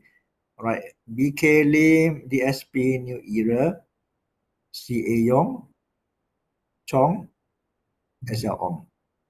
D is answer. Right. D, property damage. Property damage is covered by fire insurance or flood coverage under fire insurance. All right, so okay, that's it. Okay, sorry. Actually, of business interruption insurance. Okay, I think we have some time here. Okay, customer accession is something similar to what I mentioned just now. If a customer, right? If my customer, the is situated in the industrial area whereby the entire industrial area is flooded, so there's no way the customer can supply me with raw material. So for sure, my business will be affected. So I can claim from insurance company if I have got business interruption insurance. Same goes with my customer. If my customer, okay, like what do you call that? Tesco, okay, is flooded, and then I produce furniture. And if Tesco is flooded, there's no reason for them to place any order. Yeah. And then the fact that Tesco is my biggest customer. If my biggest customer is not placing any order with me because now they're having flood, do I suffer losses? I sure suffer losses because I don't have orders from my biggest customer. So even though my factory is in good condition, no fire, no flood, I can still claim from insurance company under business interruption insurance.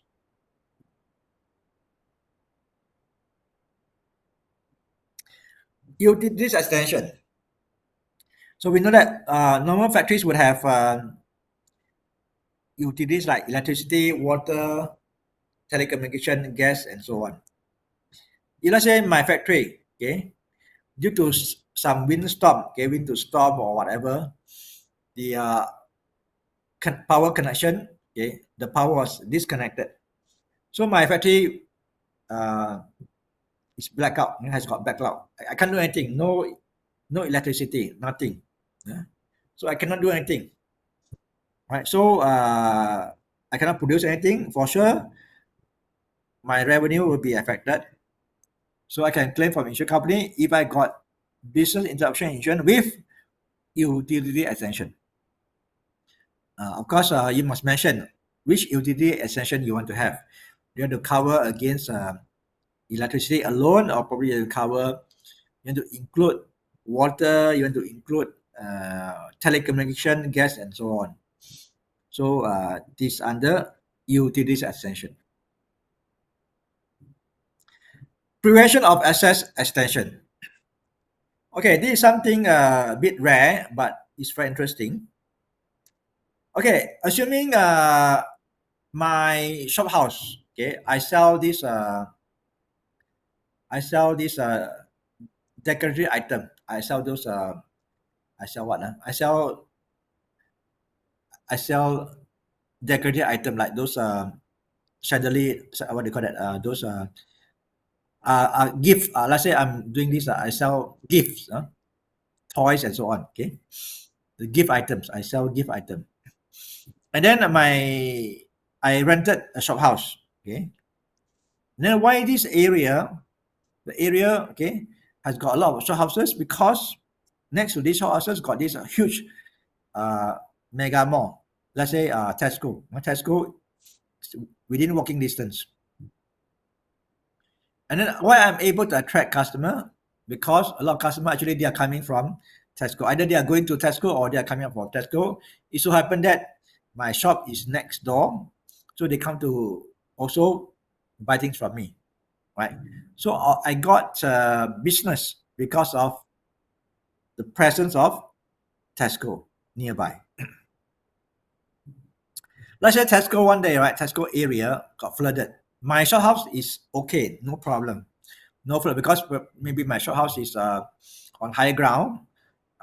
It's not, it doesn't got affected by flood. But because Tesco is flooded, nobody goes to Tesco for a few months. Do I suffer losses? Of course, because normally I get the customer from those people who patronize Tesco. Now nobody goes to Tesco, I suffer losses. So let's say I got prevention of access extension.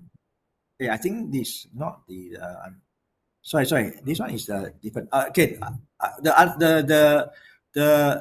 the one which am explaining is actually loss of attraction extension. Loss of attraction extension meaning, let's say I'm able to attract customer to come to me because of some other businesses. Let's say Tesco. Okay, that's called loss of attraction extension. Sorry, I got it a bit mixed up. So let's say I got customer because of Tesco customer, because customer is nearby, then I can claim from business interruption insurance under this extension called loss of attraction extension. And unfortunately, I did not include that extension in my slide. But anyway, now we talk about this prevention of access extension. I'm a bit going overboard. So now prevention of access extension is something different. This is the one I'm talking about. The what do you call that? The trees. Okay, the trees fell. Okay, let's say the tree fell. Right. So this is the only road. Okay, that allow me to send goods to my customer. If the tree fell, if let's say tree fell, or maybe the road collapsed, I'm not able to send goods to my customer. I suffer losses. So I can claim from insurance company if I got this prevention of access extension, meaning my access to my customer or my access to the supplier is prevented. It's already, it's blocked. I cannot do business with my supplier, or I cannot do business with my customer. So I suffer losses, I can claim under prevention of access extension. And one more extension which I did not include in today's training is called loss of attraction extension, which is also very interesting. Unfortunately, I forgot to bring to put inside the slide, but then I can tell you verbally that, like what I mentioned just now. Let's say you are able to attract customer due to some hypermarket nearby your area, and then this hypermarket got flood. and then because people, the hypermarket customer don't visit hypermarket anymore, and then you suffer losses, you can still claim from insurance company under loss of attraction extension. All right. So it's almost 4. Let's take a break. Let's take 15 minutes break. We come back at 4:15. Thank you so much for your participation. See you then, 4:15.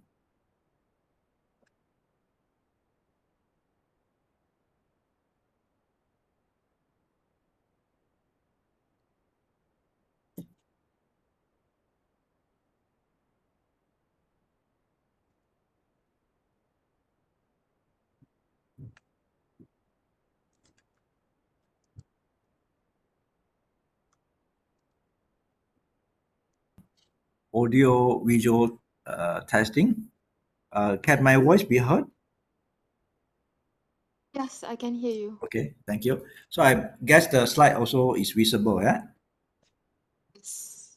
Thank you, Alia. Thank you so much for your feedback. Okay, so before the short tea break, not tea break. Before the short break, actually, we were talking about quite a number of subjects. We talked about the definition of climate change, causes of climate change, consequences, and then our responsibility as an insurance professional. What should we do, and why we have to do that? Because we need to show our support to the authority, because authority expect us to take this seriously. And this climate change is not about insurance industry alone. It's about survival. It's a matter of survival. And let's say we don't protect our environment, ultimately we would become the victim. So it's important for us to do whatever we can to preserve the world that we are living in. Okay, and then also talk about the opportunities from this climate change. We can actually educate the customers to make them be aware of the risks that they are facing, and probably many of them are not aware. It's important for us to heighten the awareness, share with them the consequence of not getting ready, and what sort of solution and recommendation to help them to mitigate risk, so that they are able to enjoy the coverage, not at the expense of paying more premium. Okay, so this is what we want to achieve at the end of the day. Climate risk can be an opportunity depending on how we look at the situation. Of course, given choice, I don't want to have this climate risk. We want a better world. So anyway, so we have ended with this prevention of access extension. Now let's move on to directors and officer insurance. Okay, so for those who are not too clear what DNO insurance is all about, this DNO insurance is to cover the director and officer. Normally, a company consists of the key officers. Maybe it could be MD, managing director, can be C-level officers, could be CFO, chief financial officer. Nowadays, there are a lot of C-level officer, CHR, chief HR officer, chief operating officer, and whatnot. A lot of those kind of titles. And then normally these people, they are the decision makers of the company, and they are shouldered with a lot of responsibilities. And in the course of discharging their responsibility, if they are found to be negligent, and then they can face lawsuit, because they are responsible to who? They are responsible to the shareholders and investors. Normally, the directors, sometimes they can be shareholders themselves. But in some situation, the directors, they are appointed by shareholders or investors. And then if let's say they become directors on appointment basis, then they got this legal obligation to tell the shareholders and investors how they want to grow the company. Because why the shareholder and also investor want to invest in this company? Because they expect the shareholders to do their job. If the shareholders are not able to do their job, then the shareholders or the directors may face the risk of being sacked by the investors or shareholders. And if the director is found to have done something, okay, due to negligence or due to omission, then they may face litigation. The what do you call that? The investor or the shareholder can sue the director. So if the director has got this D&O insurance, then insurance company may be able to step in to help the director to take care of the lawsuits. So one of the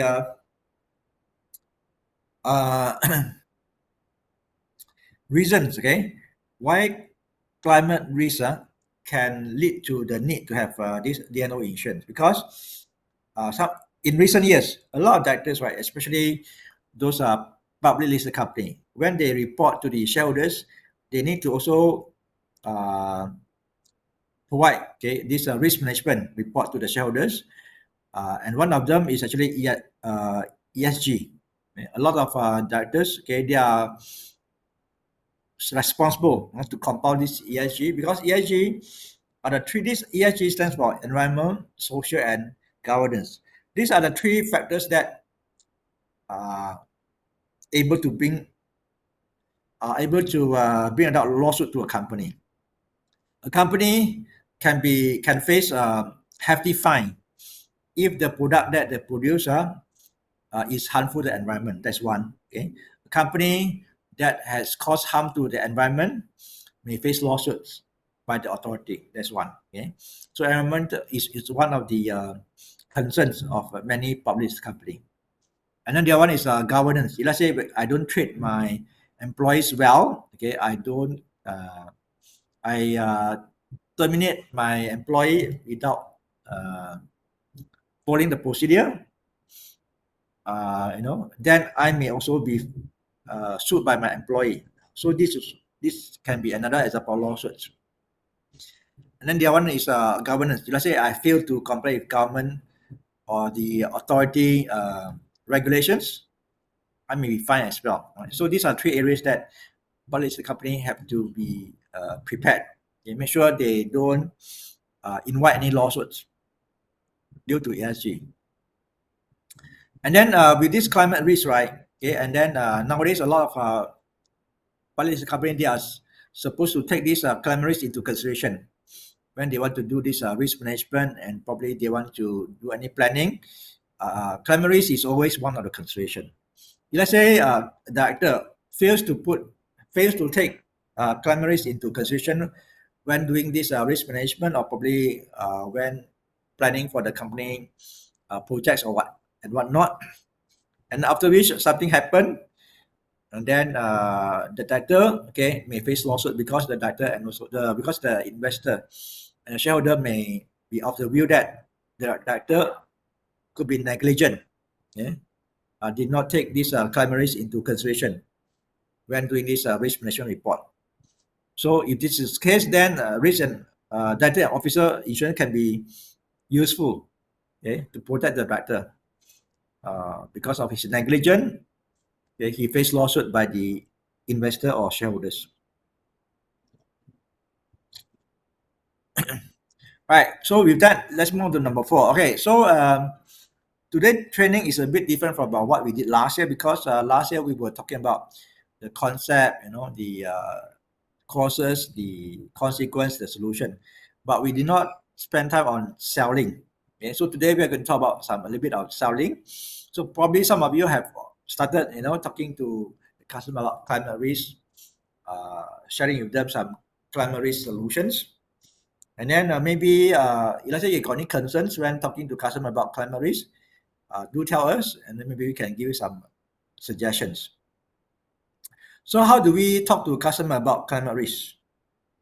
Okay, of course, some of you have your own ways to talk to customer about climate risk. And then for those who like to study different ways of talking to customer about climate risk, then probably this training can be helpful. So first of all, before we talk to customer, I think we need to have some facts ready. It's important for us to have statistics. We cannot plug some figures from the end and tell the customer that Malaysia has got climate risk without any facts to support us, then the customer may not believe us, may not trust us. So it's important for us to probably do some research to find out why do we need to talk about this subject called climate change or climate risk. So from the statistics, it shows that Malaysia is one of the countries in the world that frequently hit by flood. You can see flood happen quite regularly in Malaysia. In the past 3 years, the losses that happened in the past 3 years was in the range of 700 million up to 1 billion. And then 2021 was the worst year, whereby 6.1 billion losses was reported. That's why the authority, the Bank Negara, expect us to do more in order to combat this climate change or climate risk. So we have to show them the statistics. Otherwise, the customer may not believe in what we say.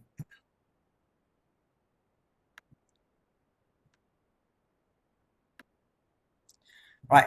So we had to do some homework before seeing the customer to talk about climate risk. So we can also share, who are the victim of this flood. Now we talk about flood. We have not talked about other things yet. Flood, alone, has actually caused business premises about 54 million.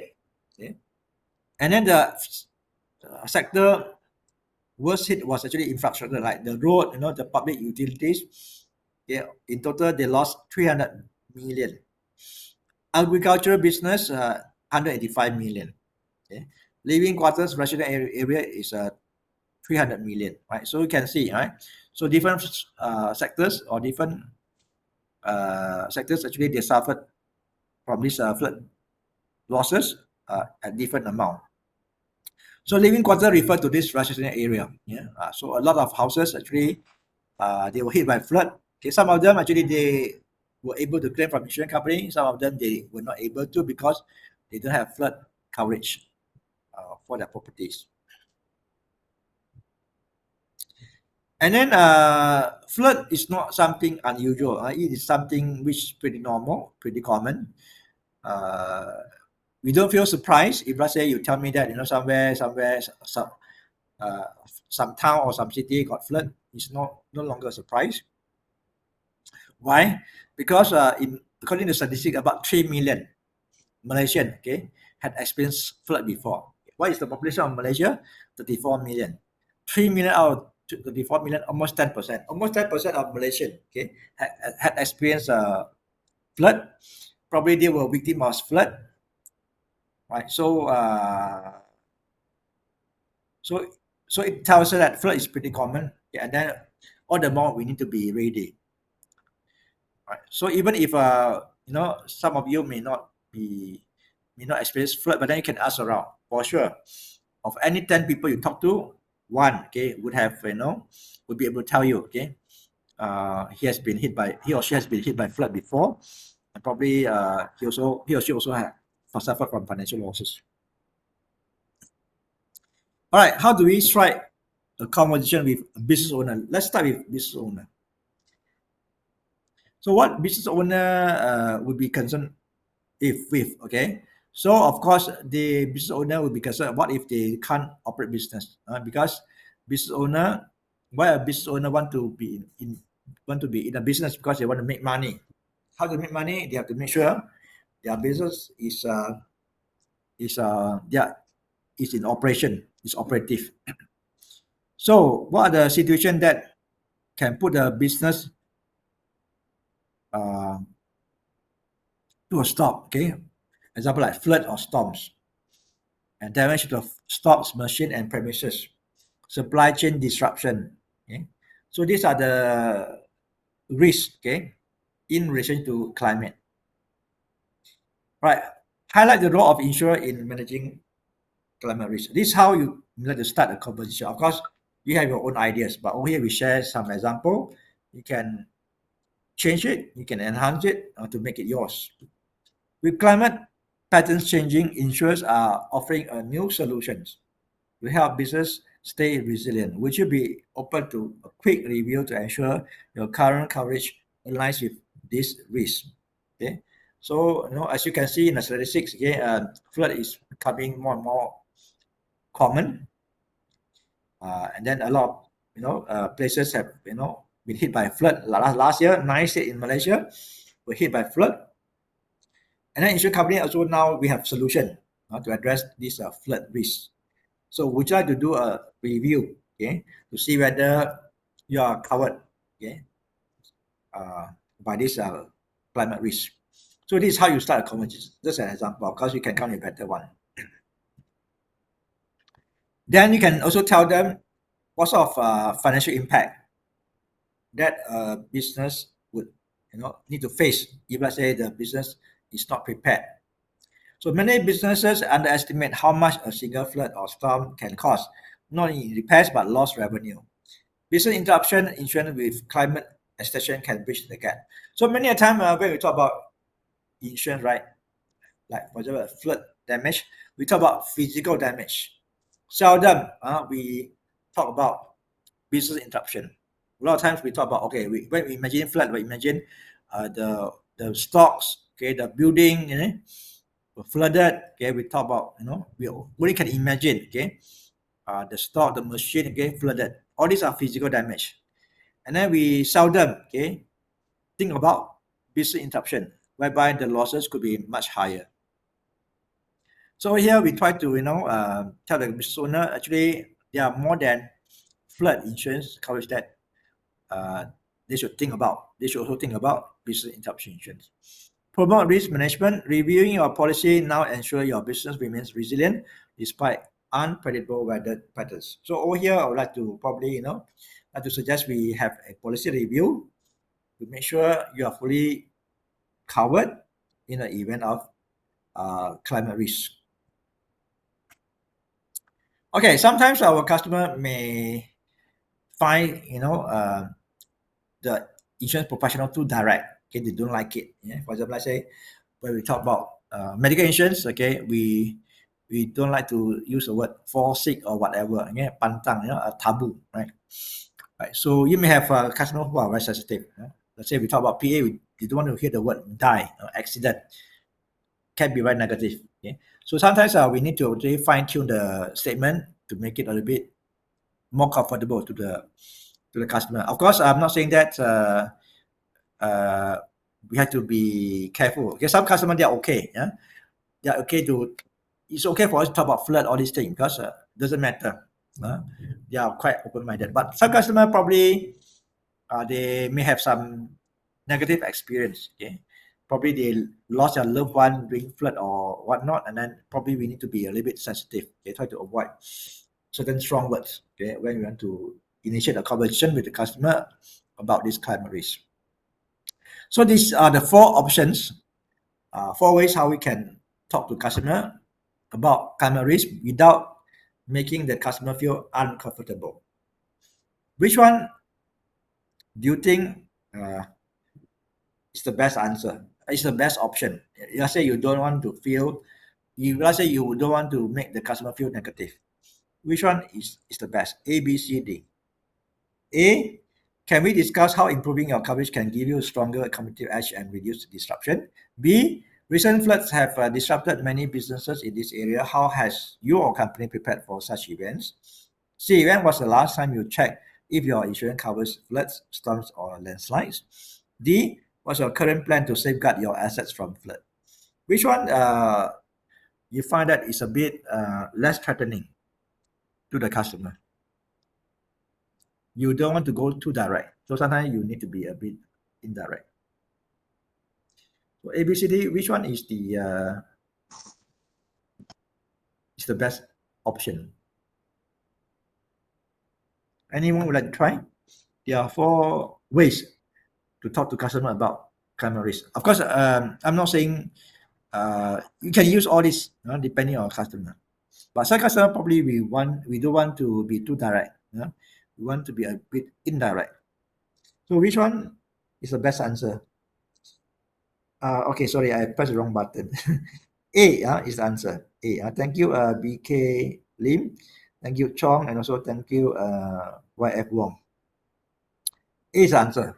Can we discuss how improving your coverage can give you a stronger competitive edge and also reduce disruption. Okay, so over here we don't use words like storm, flood. Those are probably to the customer may find a bit offensive or negative.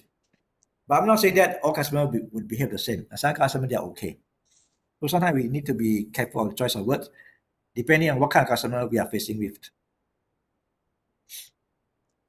Okay, so homeowners,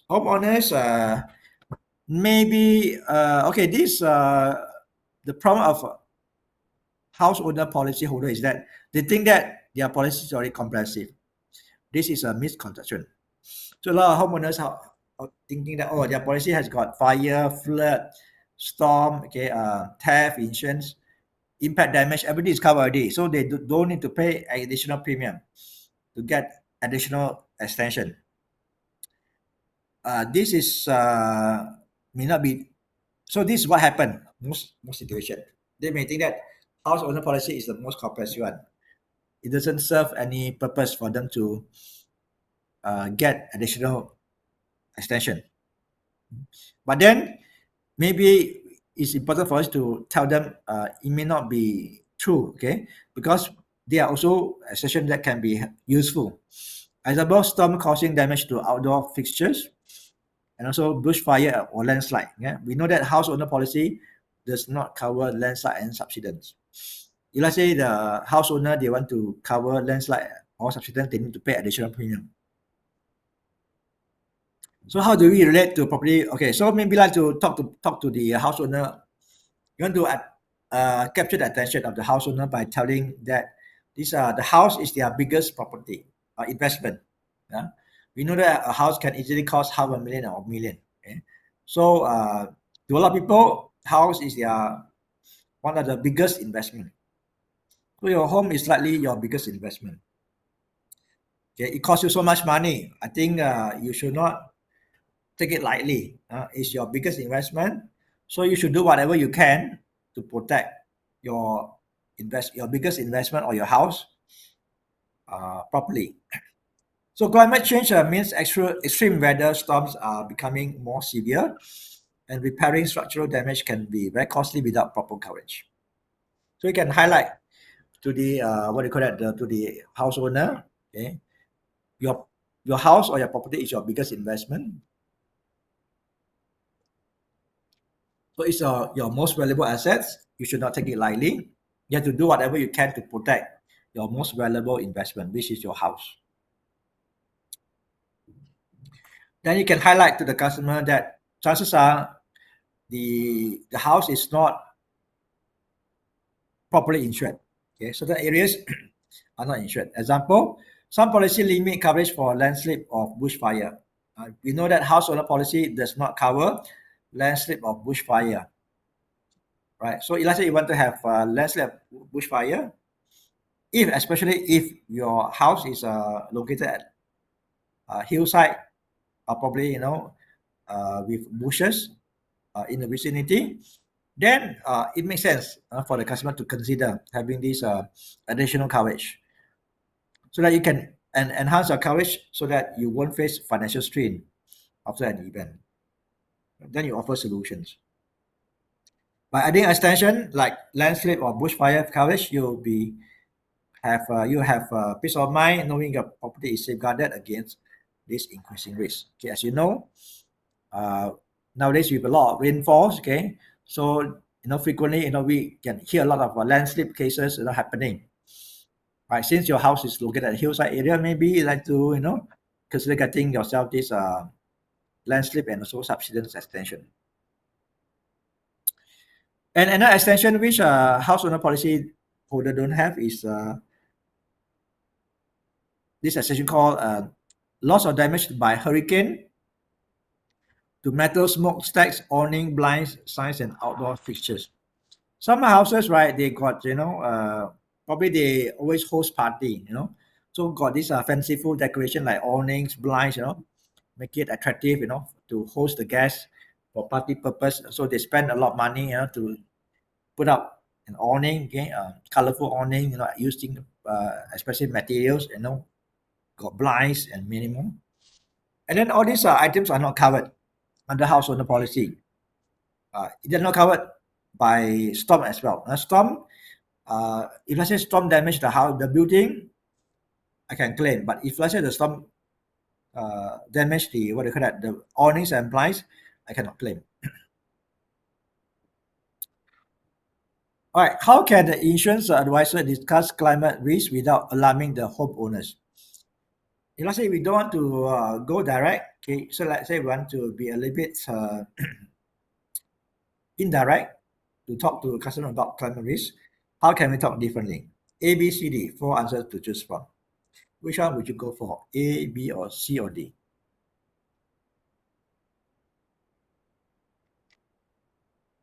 Let's say we want to bring the customer to the subject of climate risk, but then we don't talk about something negative like landslide, subsidence, something quite sensitive, quite negative. So we are afraid that customer may not like it. Probably they may think that we are too direct.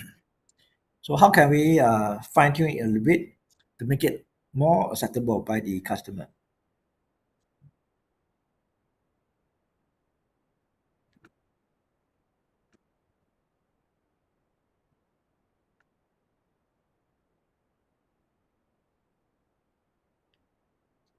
A, B, C, D. Okay. So, all right. So we have BK Lim answer C. Many homeowners are simply reviewing their coverage to stay prepared for events like windstorm or minor ground movement.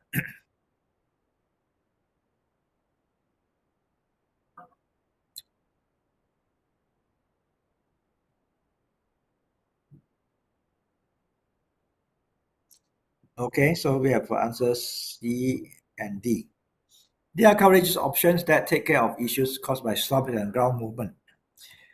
Okay, so I think B could be a better answer. A quick review ensure you are better covered. Okay, so here we are not required to mention anything like ground movement. Sound very negative. Okay, can be the customer may not be too comfortable hearing the word ground movement, or probably flood or storms or whatnot. Yeah, so we can say differently, but it means the same thing. We are over here. I'd like to offer you a review to make sure you are fully covered. I know that you already have this house owner for insurance, but then a quick review, okay, can give you assurance that you are fully covered. So B seems to be a better answer. Okay, thank you so much for your answers. Thank you, Andy Chin, and also BT Pay, and also Gui. Right, next, vehicle owner. Vehicle owner, okay, early on we talked about in the year 2023, 2 years ago, only 14% of the vehicle owner have got flood insurance. So this is not something that we want to see happen, meaning we are not doing our job effectively. Only 14% of the vehicle owner have got flood coverage. The rest 86% did not have flood coverage. So there's still room for improvement. All right, so how do we initiate or start conversation with vehicle owner? We can actually highlight to the vehicle owner what happened recently. You probably noticed how heavy rains have been causing more flash flood in the city. Vehicles are often the first to suffer damage, and many policies have exclusion for water damage unless properly endorsed. Okay, you know, right? Recently, last month, okay, our neighboring town, okay, has got flood. Quite a number of vehicles got flooded. Unfortunately, they cannot claim from the insurance company because only one vehicle owner had got flood coverage. The rest don't have. Okay, so I guess maybe it's good. It's a reminder. This event can be a reminder to tell us to get ourselves ready for this flood coverage for our vehicle. So you may like to highlight what happened, or probably you can show statistics. You can tell them, okay, according to PIAM, in Malaysia, only 14% vehicle owners have got flood coverage. Are you the one of the 14%, or are you the balance 86%? Are you the 14% who have got flood coverage, or are you the balance 64% without flood coverage for your vehicle? Okay, so after which we talk about standard motor policy does not cover engine damage caused by flood water. So engine damage can be as good as total loss. Adding coverage for natural catastrophes can save you from costly repairs or total loss. So after which you call for action. Yeah, after you explain, the shortcoming, after which you highlight the gap, and then you may like to encourage the customer to take an action. So it's a good time to review your policy to ensure you are protected against the increasing frequency of extreme weather events. Okay, so how do we talk to a vehicle owner without making the vehicle owner feel uncomfortable? Let's say the vehicle owner, has got some bad experience. Maybe the car got damaged before, probably the loved one died due to a flood or whatever, so that you don't want to bring back the bad memories. So how can you say it differently? A, B, C, D.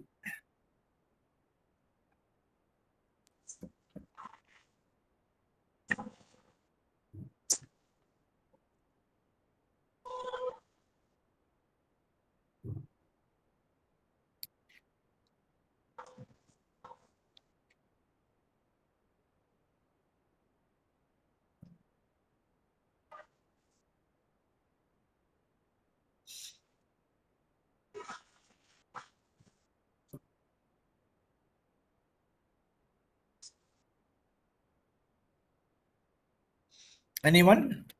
You can guess also.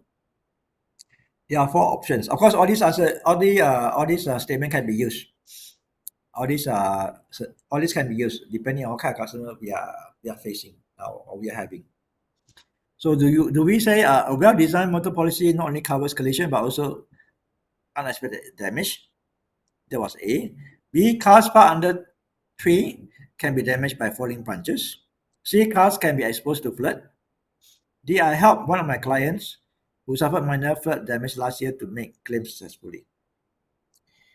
All right, so I think we have 2 different answers, A and also D. Is it A, D, and C? Okay, quite a number of different answers. All right, so the answer is what?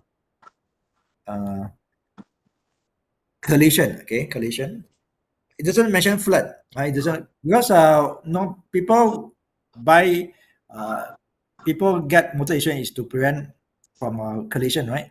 What if collision happen? Then we should be able to claim. But let's say you don't want to mention flood, then A seems to be the best answer. Of course, some of you may think that D can also be a good way to start a conversation. Right? It's okay because you can. I think D also can, because over here you tone down a bit. You don't say flood damage. You use the word minor flood damage. I think it's okay. A or D is okay for me. Let's look at C. Cars can be exposed to flood and the damage can be costly and repaired. Okay, this one is a bit direct. Okay, so just in case that flood is something very negative, we don't want to talk. We don't want to scare or frighten the customer. Then you may like to refrain from saying the word flood. Of course, I'm not saying all the customer would behave the same. Okay, maybe just a handful of the customer, they may not be too comfortable. Let's say we are too direct. Let's say we talk about PA. Maybe the customer may not like to hear the word accident or death. It's a taboo, pantang, whatever. Yeah? So modify is about handling objections related to climate risk. What if the customer refuse to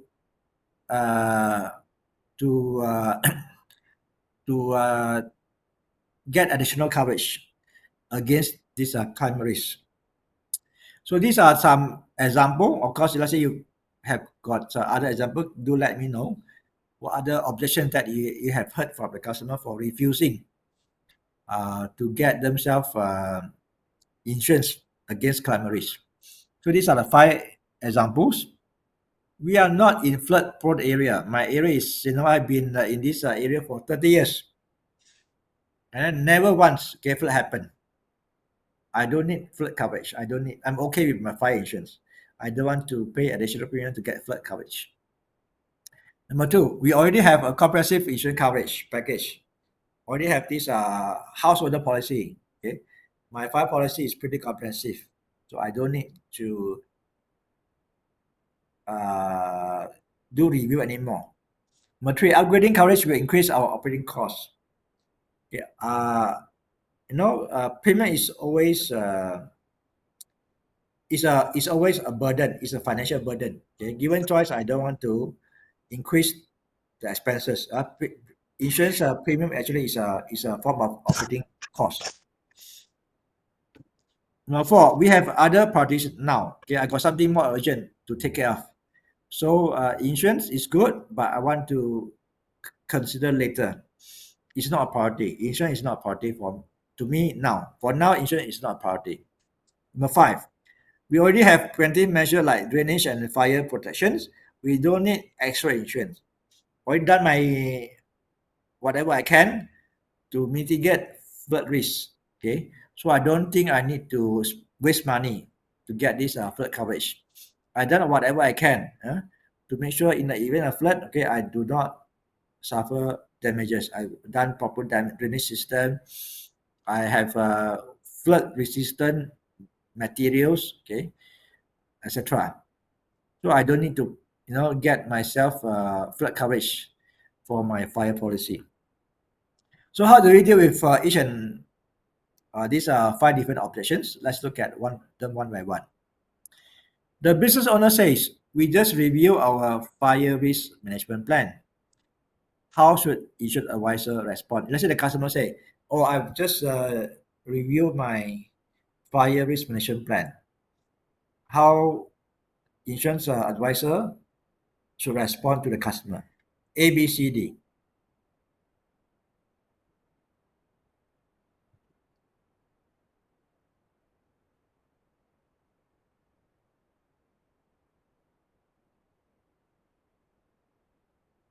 Okay, so we have answer coming in already. So I can see a number of you has mentioned C, Gui, PT Pay, Anti Chin, HH Core, Chong, BK Lim, all answer C. That's great. However, standard fire policy does not cover climate risk. Okay, you have got fire policy, fine. It's good for you to know, however, that fire policy does not cover flood. A business owner says, we already have a comprehensive insurance package. How should the insurance advisor respond?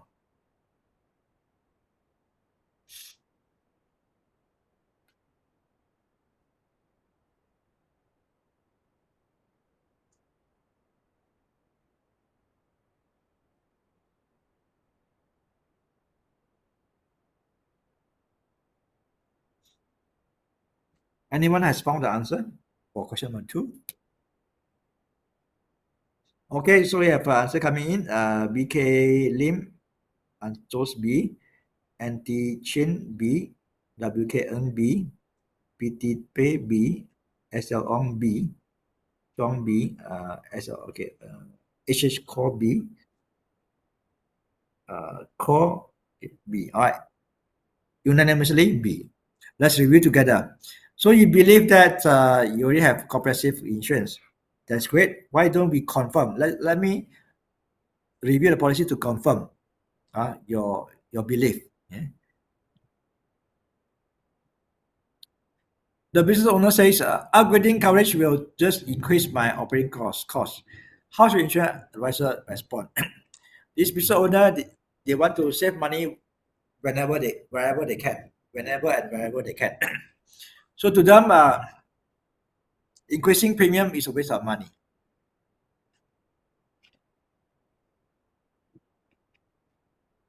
It's a burden. It's a financial burden for them to increase the premium unnecessarily.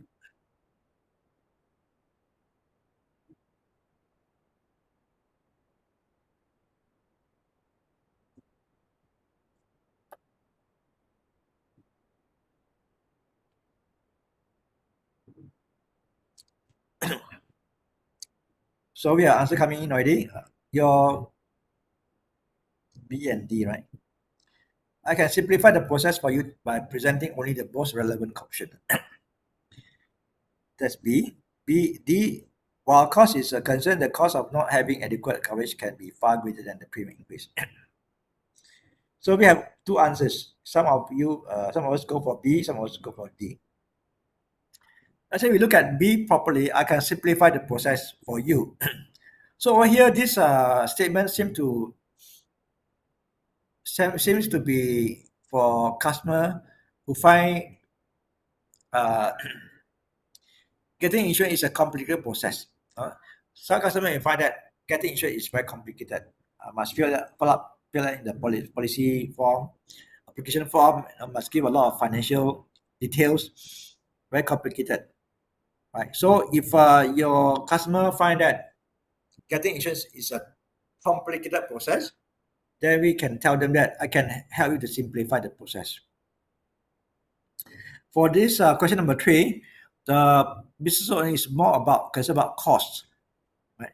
So if cost is the concern, then this seems to be a better answer. While cost is a concern, the cost of not having adequate coverage can be far greater than the premium increase. So D seems to be a better answer, because the customer is concerned about cost. So we try to actually relate the customer about cost. Since the customer is concerned about cost, then we relate the customer about the cost. Okay, yeah, I understand. Okay, cost is definitely a concern. But then insurance is about whether you want to pay now or you want to pay later. You pay now, you pay a fraction of the consequence. Okay, insurance is working in this manner. Okay, either you pay now or you pay later. You pay now, you pay only 1%. You pay 1% of loss. You pay later, you pay 100%. So this is how insurance works.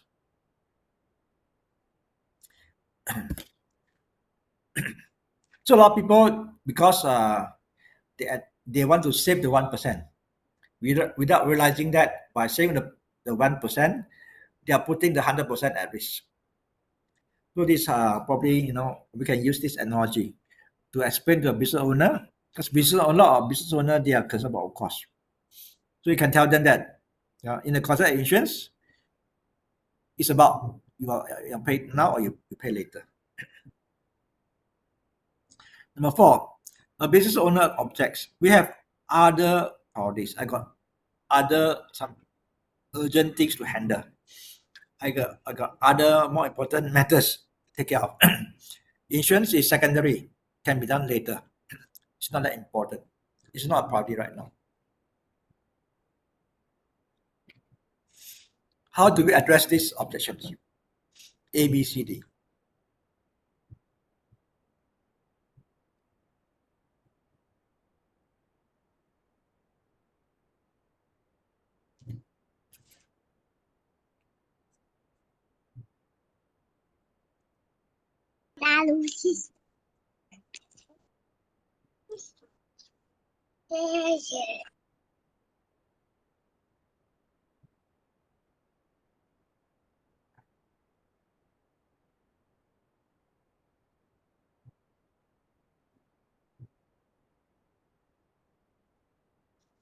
Anyone has got the answer for question number 4?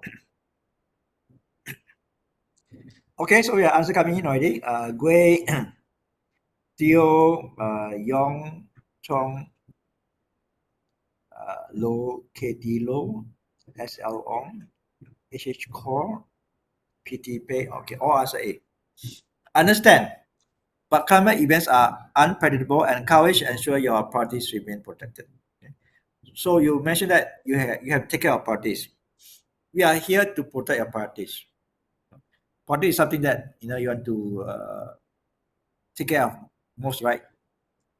In fact, we are in the same page. Okay, we are on the same page. We are here to protect your party.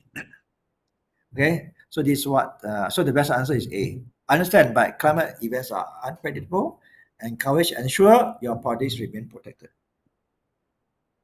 Number 5, a business owner says we have preemptive measures like drainage and fire protection. We have done proper drainage system. Okay, so we should not be worried about flood. Okay, so we believe flood risk is not that serious. Even if there's flood, we may not be seriously impacted. So we don't need extra insurance. So how do we handle the business owner who say this? Okay, this is the fifth objections. We have got preventive measure. We have done proper drainage system. So even if there's flood, I think the risk is minimal. It can be managed.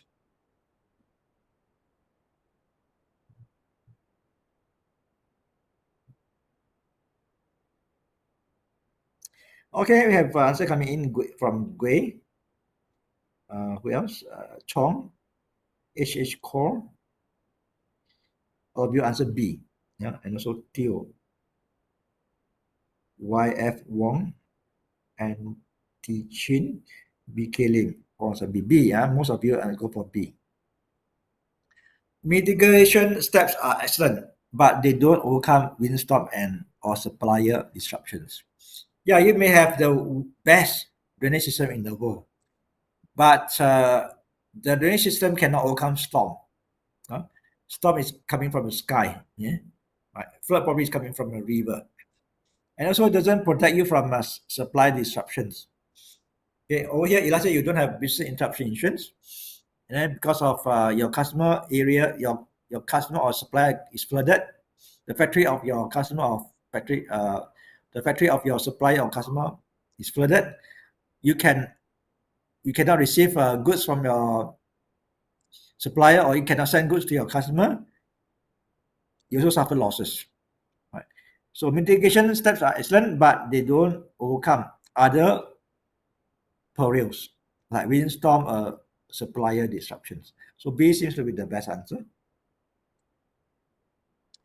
Objection by homeowners towards climate risk insurance. Okay, so homeowners do have their own objections. So here we have three for us to discuss. Number one, climate risks are exaggerated. You are trying to inflate the problem. Actually, it's a small problem, but you want to make it sound big so that you can make money from me, and you want me to pay more premium. That's the whole purpose. Okay, some customer, they can be very blunt. Okay? This is only a small matter. Flood is something manageable. Okay? You turn it to something big because you want me to pay higher premium.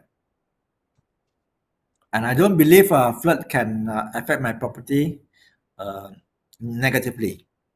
But two, I recently renovated and strengthened my home, so it's safe against any weather event. Number three, I have emergency savings. I'd rather use that than pay for more insurance. Okay, let's look at these three objections one by one. The homeowner says, climate risks are exaggerated. I don't believe they will affect my property. How do you respond? A, B, C, D.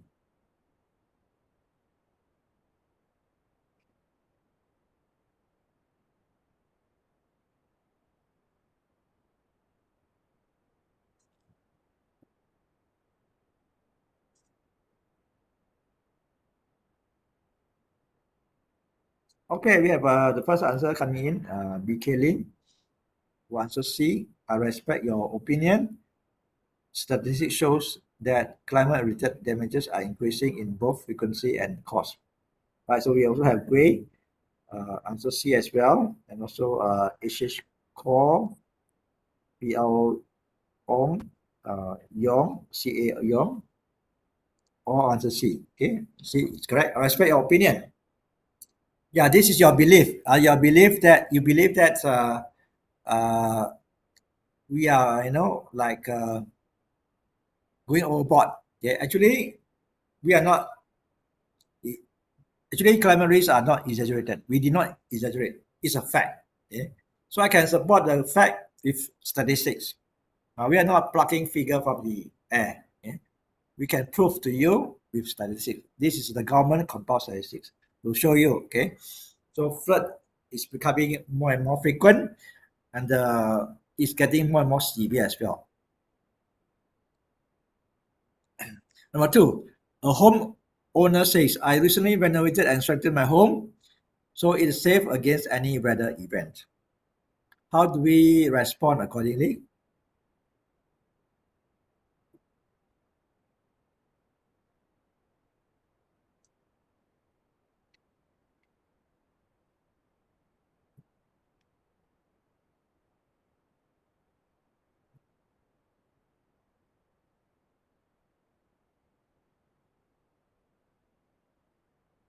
Okay, we have PT Pay.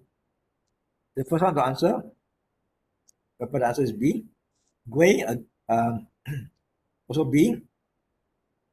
Chong C, and then HH called B. BK Lim B. And Chin B. BK Lim B. Chong C. Okay, either B and C. Let's look at the answer.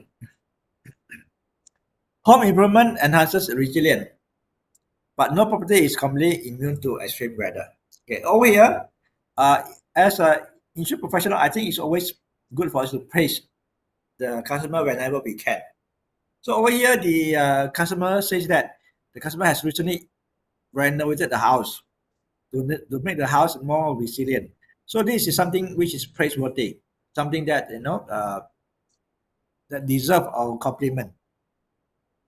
We can tell the customer, okay, I love to hear that. Okay, home improvement definitely enhance resilience. However, no property is completely immune to extreme weather. Okay, no matter how much we renovate our houses, okay, the houses are still vulnerable to extreme weather. Okay, you may actually renovate your house, okay, make it safer, but we cannot guarantee the house is strong enough against event like tornado, cyclone, and whatnot. Probably your house is good enough for flood, but it may not be good enough for other events like landslide or subsidence. So B seems to be a better answer, whereby it also gives us an opportunity to compliment or to praise the house owner. A house owner says, I have emergency savings. I'd rather use that than pay for insurance. How do we respond accordingly?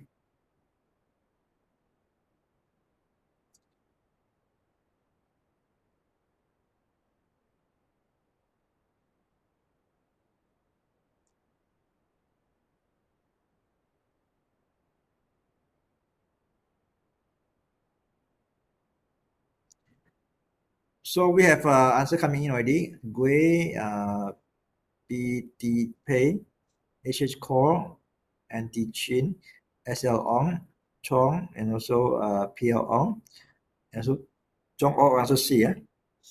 It should ensure you won't have to deplete your hard-earned saving in the event of a major loss. Okay. All right. So you already have I already have emergency saving. Why do I need to have insurance? Insurance is the one that protect your savings and also your houses. So insurance ensure you won't have to deplete your hard-earned saved funds in the event of a major loss. I think this is the best answer. Okay, so module 6 is about conducting climate risk assessment. Okay, so since we talk about climate risk, I think it's also important for us to be knowledgeable, for us to be skillful, okay, to do this climate risk assessment. Of course, it's good for to have the knowledge, but it doesn't mean that we can do it independently, right? It's always important for us to engage with the underwriters, because underwriters are the expert in this area when it comes to climate risk assessment. Yeah, so it's good for us to have some knowledge, but then the job of doing assessment at the end of the day is still with the underwriters. But no harm for us to know, because after all, we are insurance professionals. We should be able to have some knowledge about how to go about to do this climate risk assessment. Right. So, in fact, we should be able to understand the risk, okay? Because we are the first contact point with the customer. We are, we are face to face with the customer. Okay, we know how the property look like. Okay, we also probably can ask question to find out the history of the property. So we need to gather all this information, and then we need to provide the information to the underwriters and let the underwriters do the final assessment. So we are there to actually gather some information for the underwriters to make a fair and accurate assessment. And of course, since we are face to face with the customers, we are able to tell more. We are able to discover more. We are able to gather more pertinent facts. For example, let's say the customer want to insure the property, right? So property here may not be confined or limited to the building alone. The property also can refer to the stocks or machine, right? So probably we can tell that, right? The machine, okay, may require not only fire protection or flood protection. The machine may also require machinery breakdown insurance. Why? Because of the weather conditions, because of humidity, because it's been raining for weeks or months. So the factory can become pretty humid, and then this may accelerate wear and tear. So it may lead to more frequent breakdown, machine breakdown.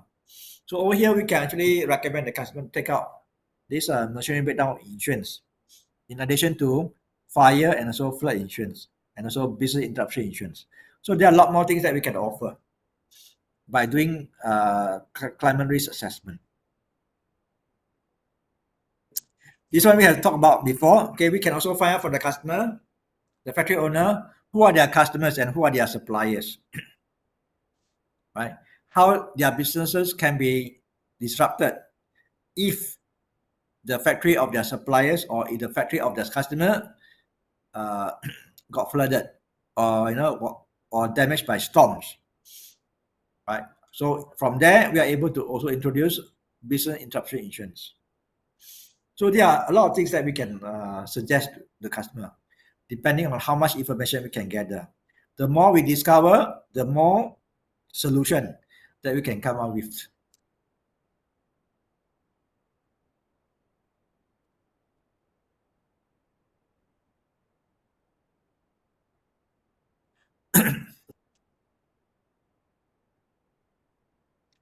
Okay, of course, it's good for us to also try to gather some examples, right? So seeing is believing. Sometimes when I talk to the customer about flood, storm, etc., they may not believe in what we say. Okay, of course, flood is something pretty common, but talking about storm, probably the customer is too busy. Don't have time, to listen to news or what and whatnot, right? So probably there have been some extreme weather like storm happen, in certain parts of Malaysia, but then the customer is not aware. So it's good for us to probably compile all this information with pictures, especially to alert customer. Right? Things like storm could happen before in Malaysia, so they should get their factory ready for event like storm, typhoon, landslide, and also subsidence, etc.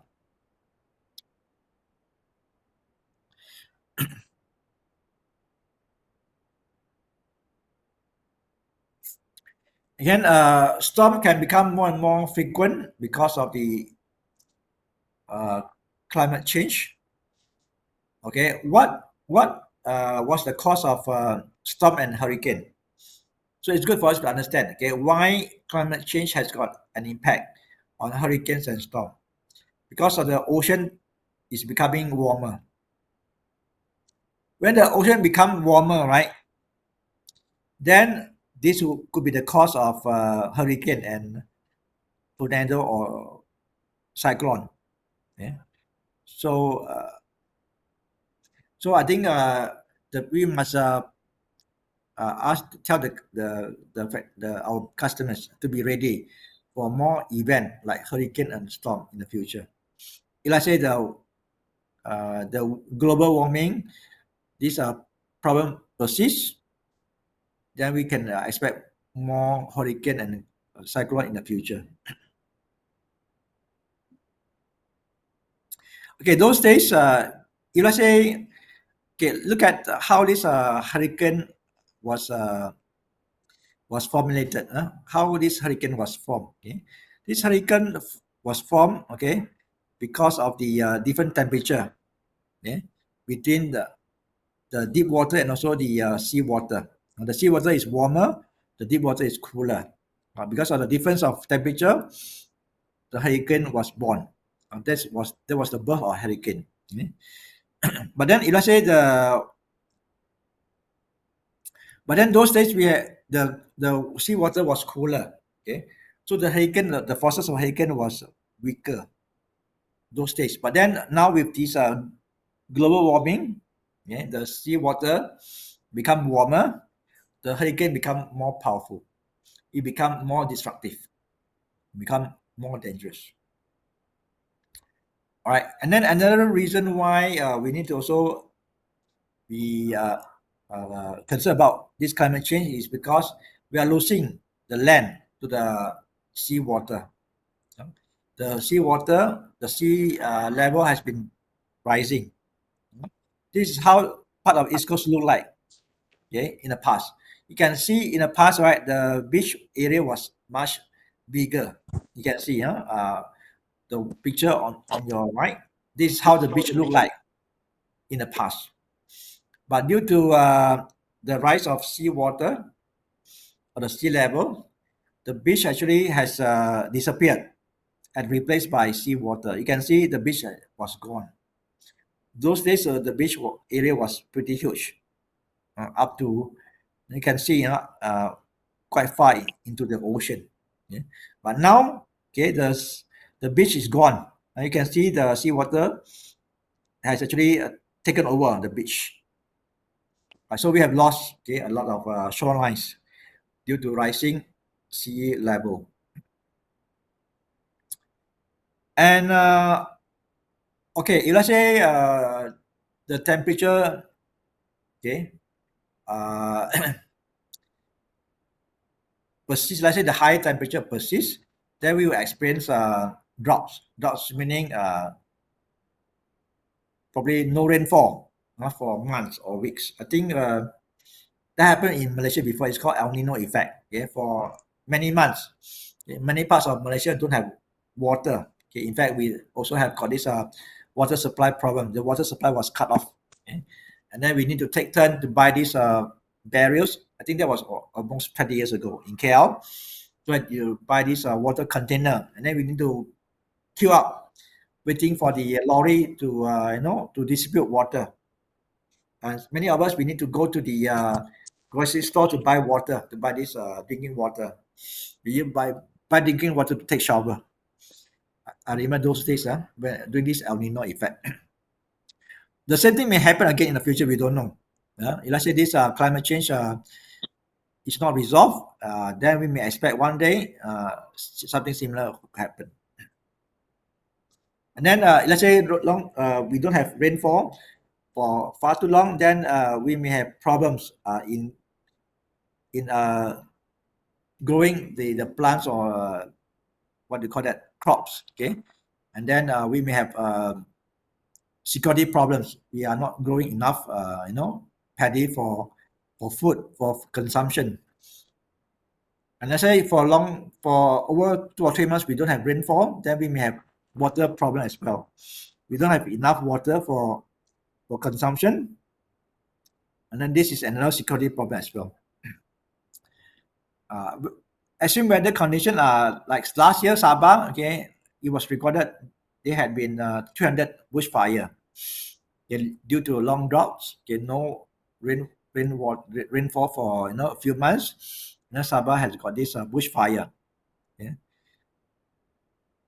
as many as 300 times. Flood is something pretty common in Malaysia. KL, okay, every now and then you can see flood happening in KL. Yeah. And then you can see vehicles, okay, parked outside, and then within 1 hour heavy downpour, the car get flooded already because of probably poor drainage system. Rising sea level, Okay, so actually we have lost a lot of beach, also land due to rising sea level.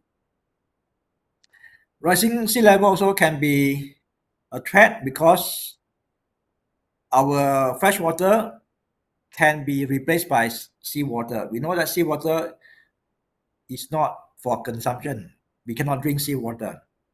Seawater is salty, it's not for consumption.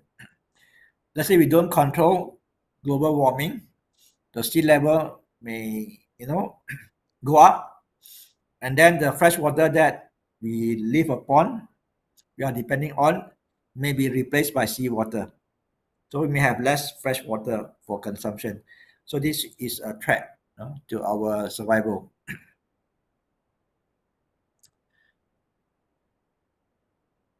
Okay, the rising sea level also can lead to migration. Okay, people living at the beach area probably is no longer safe for them to live there because the beach area has been replaced by seawater.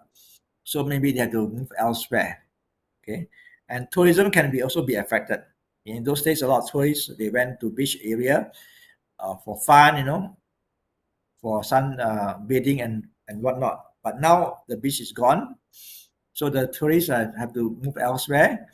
So the residents in that area, those states who are depending on tourism, they have to move elsewhere as well. So a lot of impact would happen if this climate change issue is not resolved. And then rising sea level also can be a threat to mangrove. We know that mangrove is important for ecosystem to balance the ecosystem. And rising sea level also can be affected to erosion, especially those houses built on the river bank, okay, could be eroded, and then the house may not be safe for occupation.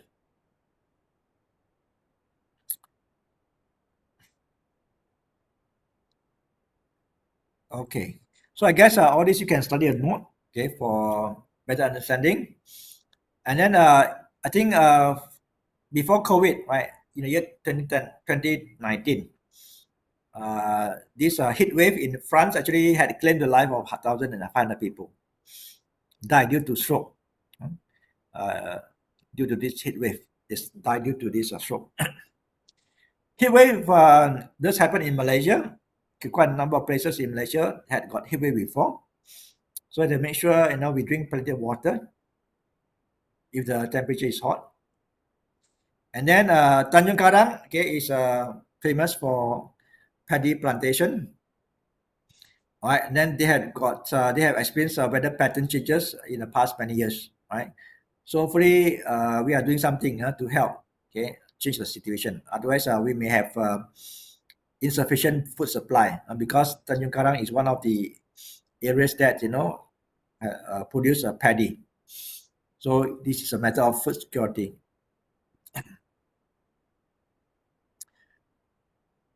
And then temperature change also has caused a lot of this glacier and also iceberg melts. And then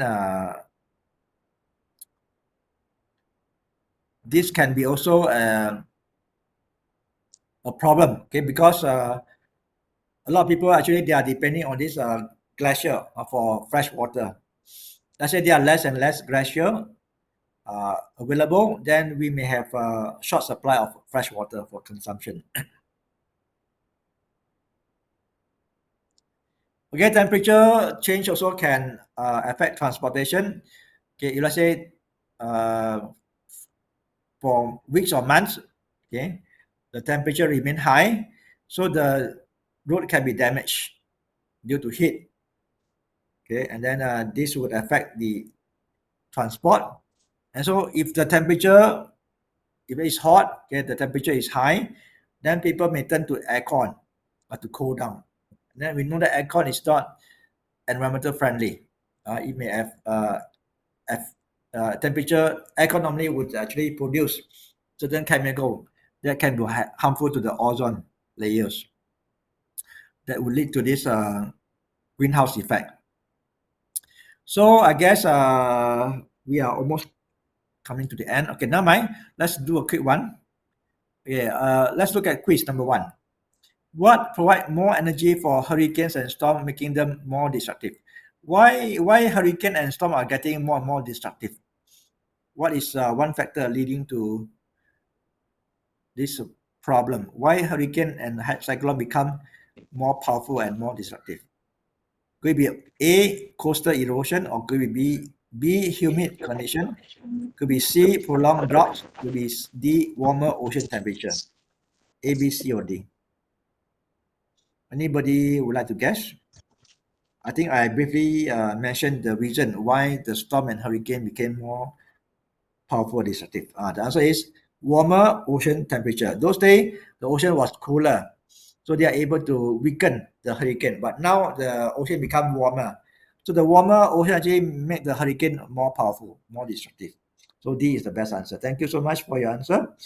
Thank you, Chong, SL Ong, Hua On Enterprise, HH Core, K Tilo, and also MNS and MNS 333. A sea level rise, what can infiltrate fresh water? What can replace fresh water to make it no longer safe for people to consume? The answer is salt water. Salt water from the ocean. Salt water is the answer. Thank you, BK Lim. Thank you, SL Long. Thank you, Chong. The economic impact of rising sea levels can affect the following asset. Which one is not affected by rising sea levels?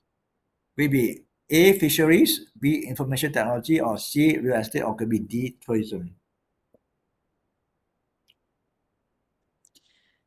Fishery definitely is got affected. So we are looking for which area or which sector is not affected. IT is not affected. And fishery, for sure, they got less area to do fishing. Okay, real estate, okay, of course, probably the hotel that they built, okay, got flood more frequently. People stop going to beach area because the beach is gone.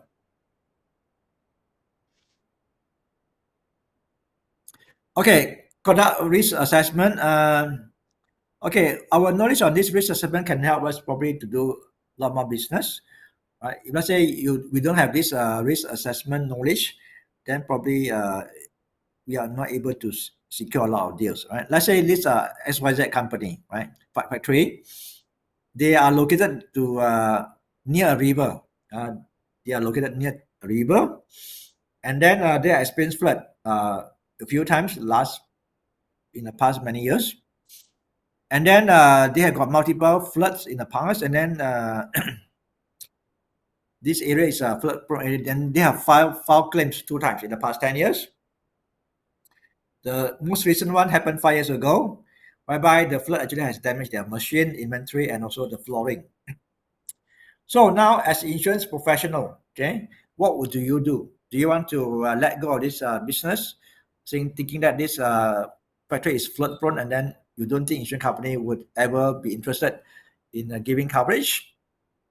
Of course, you can let go if you want to, right?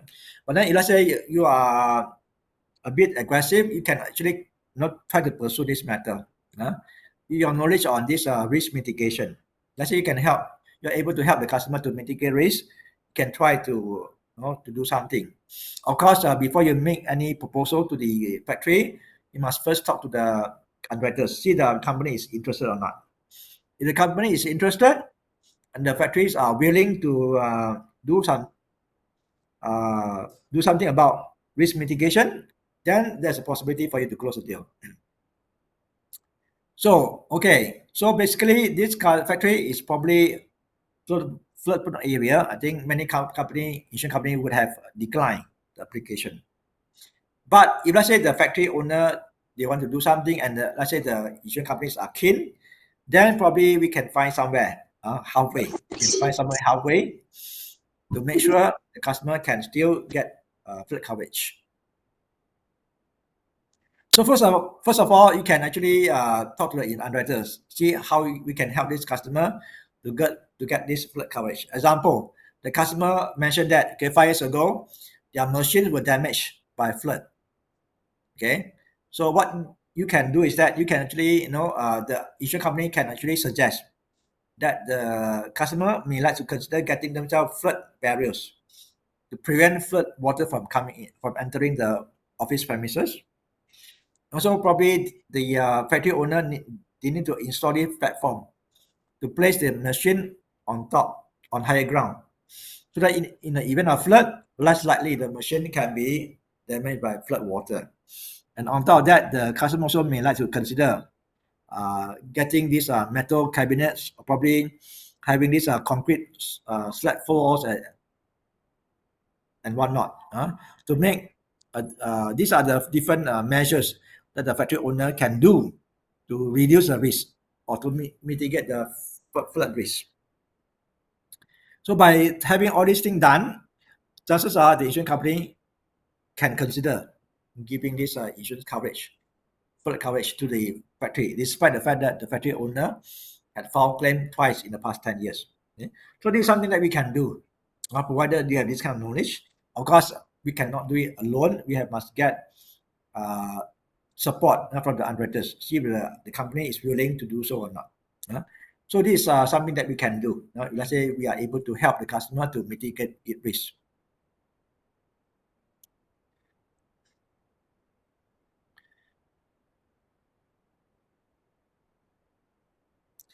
All right. Of course, on top of that, we can also advise the customer to improve their drainage system to make sure in the event of flood, okay, less likely the flood is can go high enough to damage the machine. So there are many things that we can do with this kind of knowledge.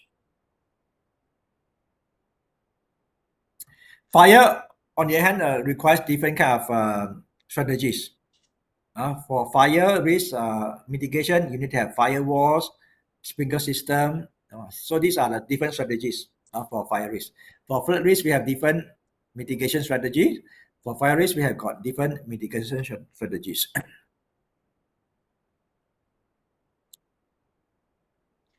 All right. So I guess we don't have time for quizzes. I think we can skip. We don't have time for this. Let's move on to the last topic, which is on the role of insurance advisors. Since we are talking about helping the customer to be ready, to get themselves be prepared for climate risk, then we ourselves also must practice what we preach, okay? Because we are talking about, try to save the world, whatever, try to make the world a better place to live.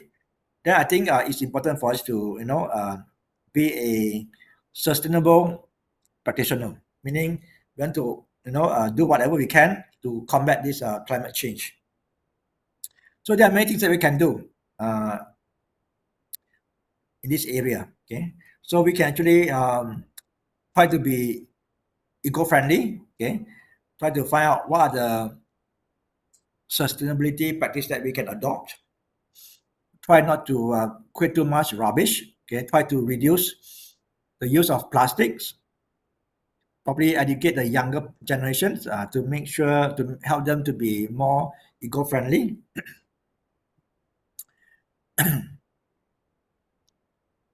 And this can be also branding strategies. We can make ourselves seen differently. And let's say we always advocate this eco-friendly practices, then we are going to be seen differently in the eyes of the customer. So it can be a branding exercise.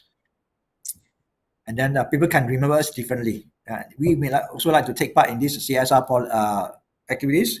Probably we need to also, we can take part in this beach cleaning activities or campaign, right? And also we can also be more friendly to environment by using LED tubes instead of the more energy consuming fluorescent tubes.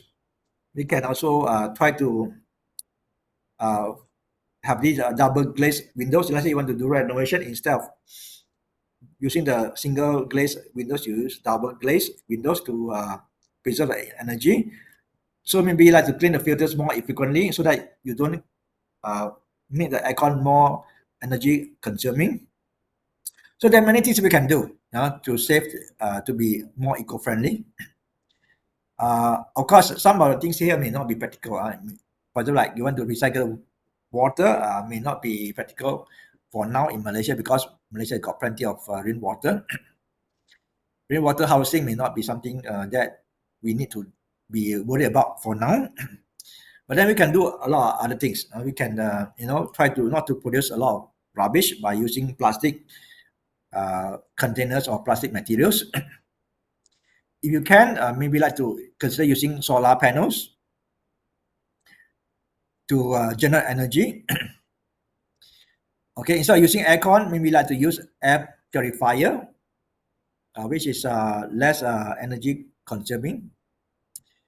And also, you may like to consider smart lighting system, because smart lighting system is able to adjust the brightness of the light, so that you are able to optimize the use of energy.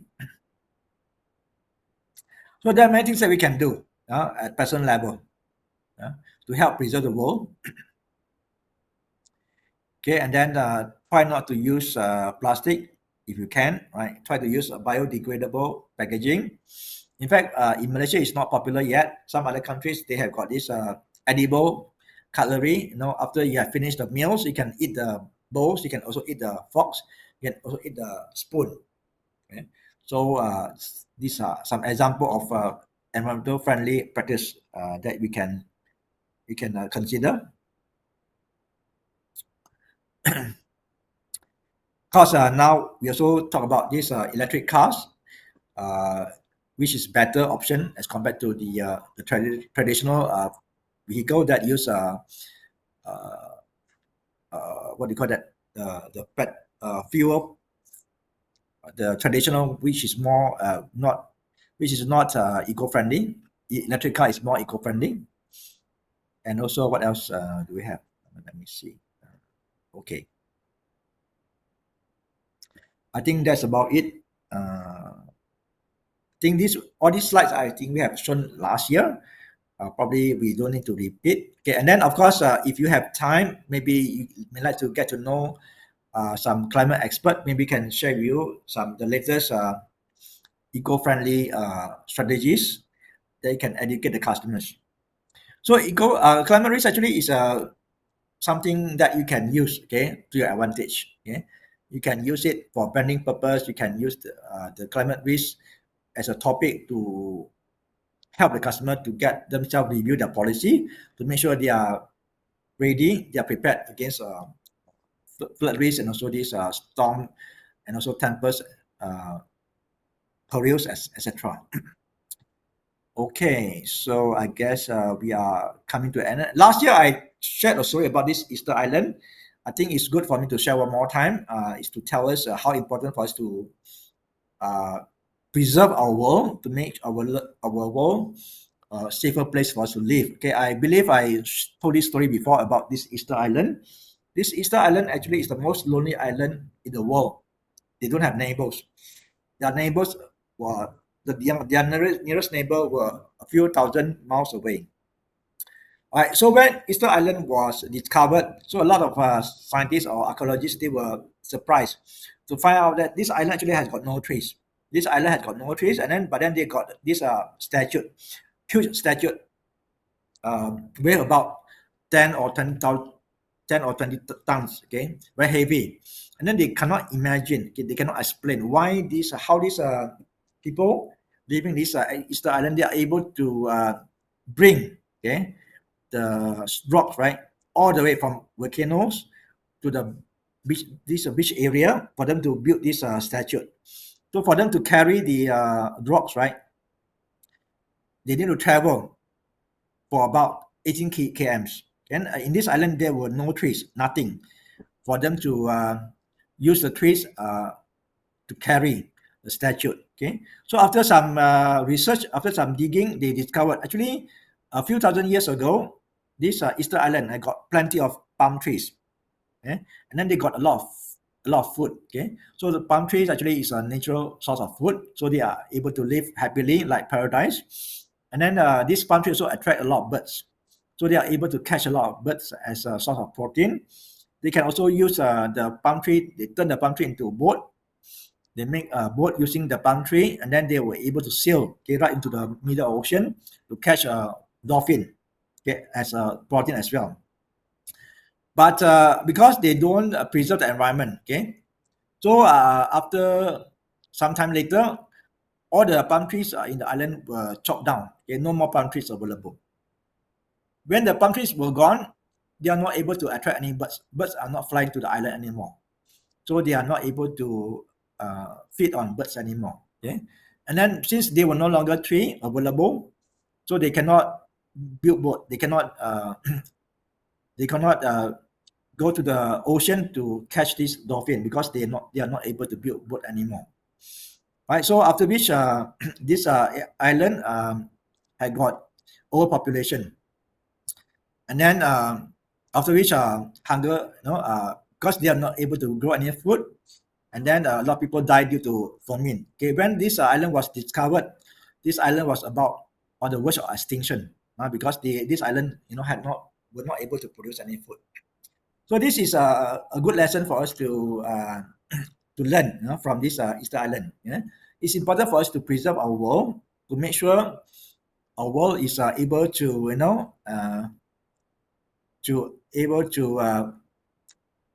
sustain. Because this island is not sustainable. They have actually destroyed their forest. So it's important for us to make sure we are able to take good care of our world, make sure we are able to continue to live in this world, make sure our next generation is able to live the same life like what we have right now. So with that, I'd like to thank you so much for your participation. Thank you so much for all of you. I'd like to thank all of you for taking part in this training. And last but not least, I'd like to also thank Alia for having arranged for this training. So over to you, Alia. If let's say you have anything to share with the participants. All right, sure. Thank you so much to Mr. Joseph for a very interesting and wonderful sharing regarding risks and opportunities arising from climate change. And also, I would like to thank all valued agents for attending our session today. For your information, we will share today's training slides to all participants. You may grab it from your marketeer or servicing branch. Before we end our session today, kindly answer the Slido evaluation polling that I will upload now. For those who are already submitted the polling, you may leave the session, and thank you again for joining us. Thank you. Have a great day, everyone.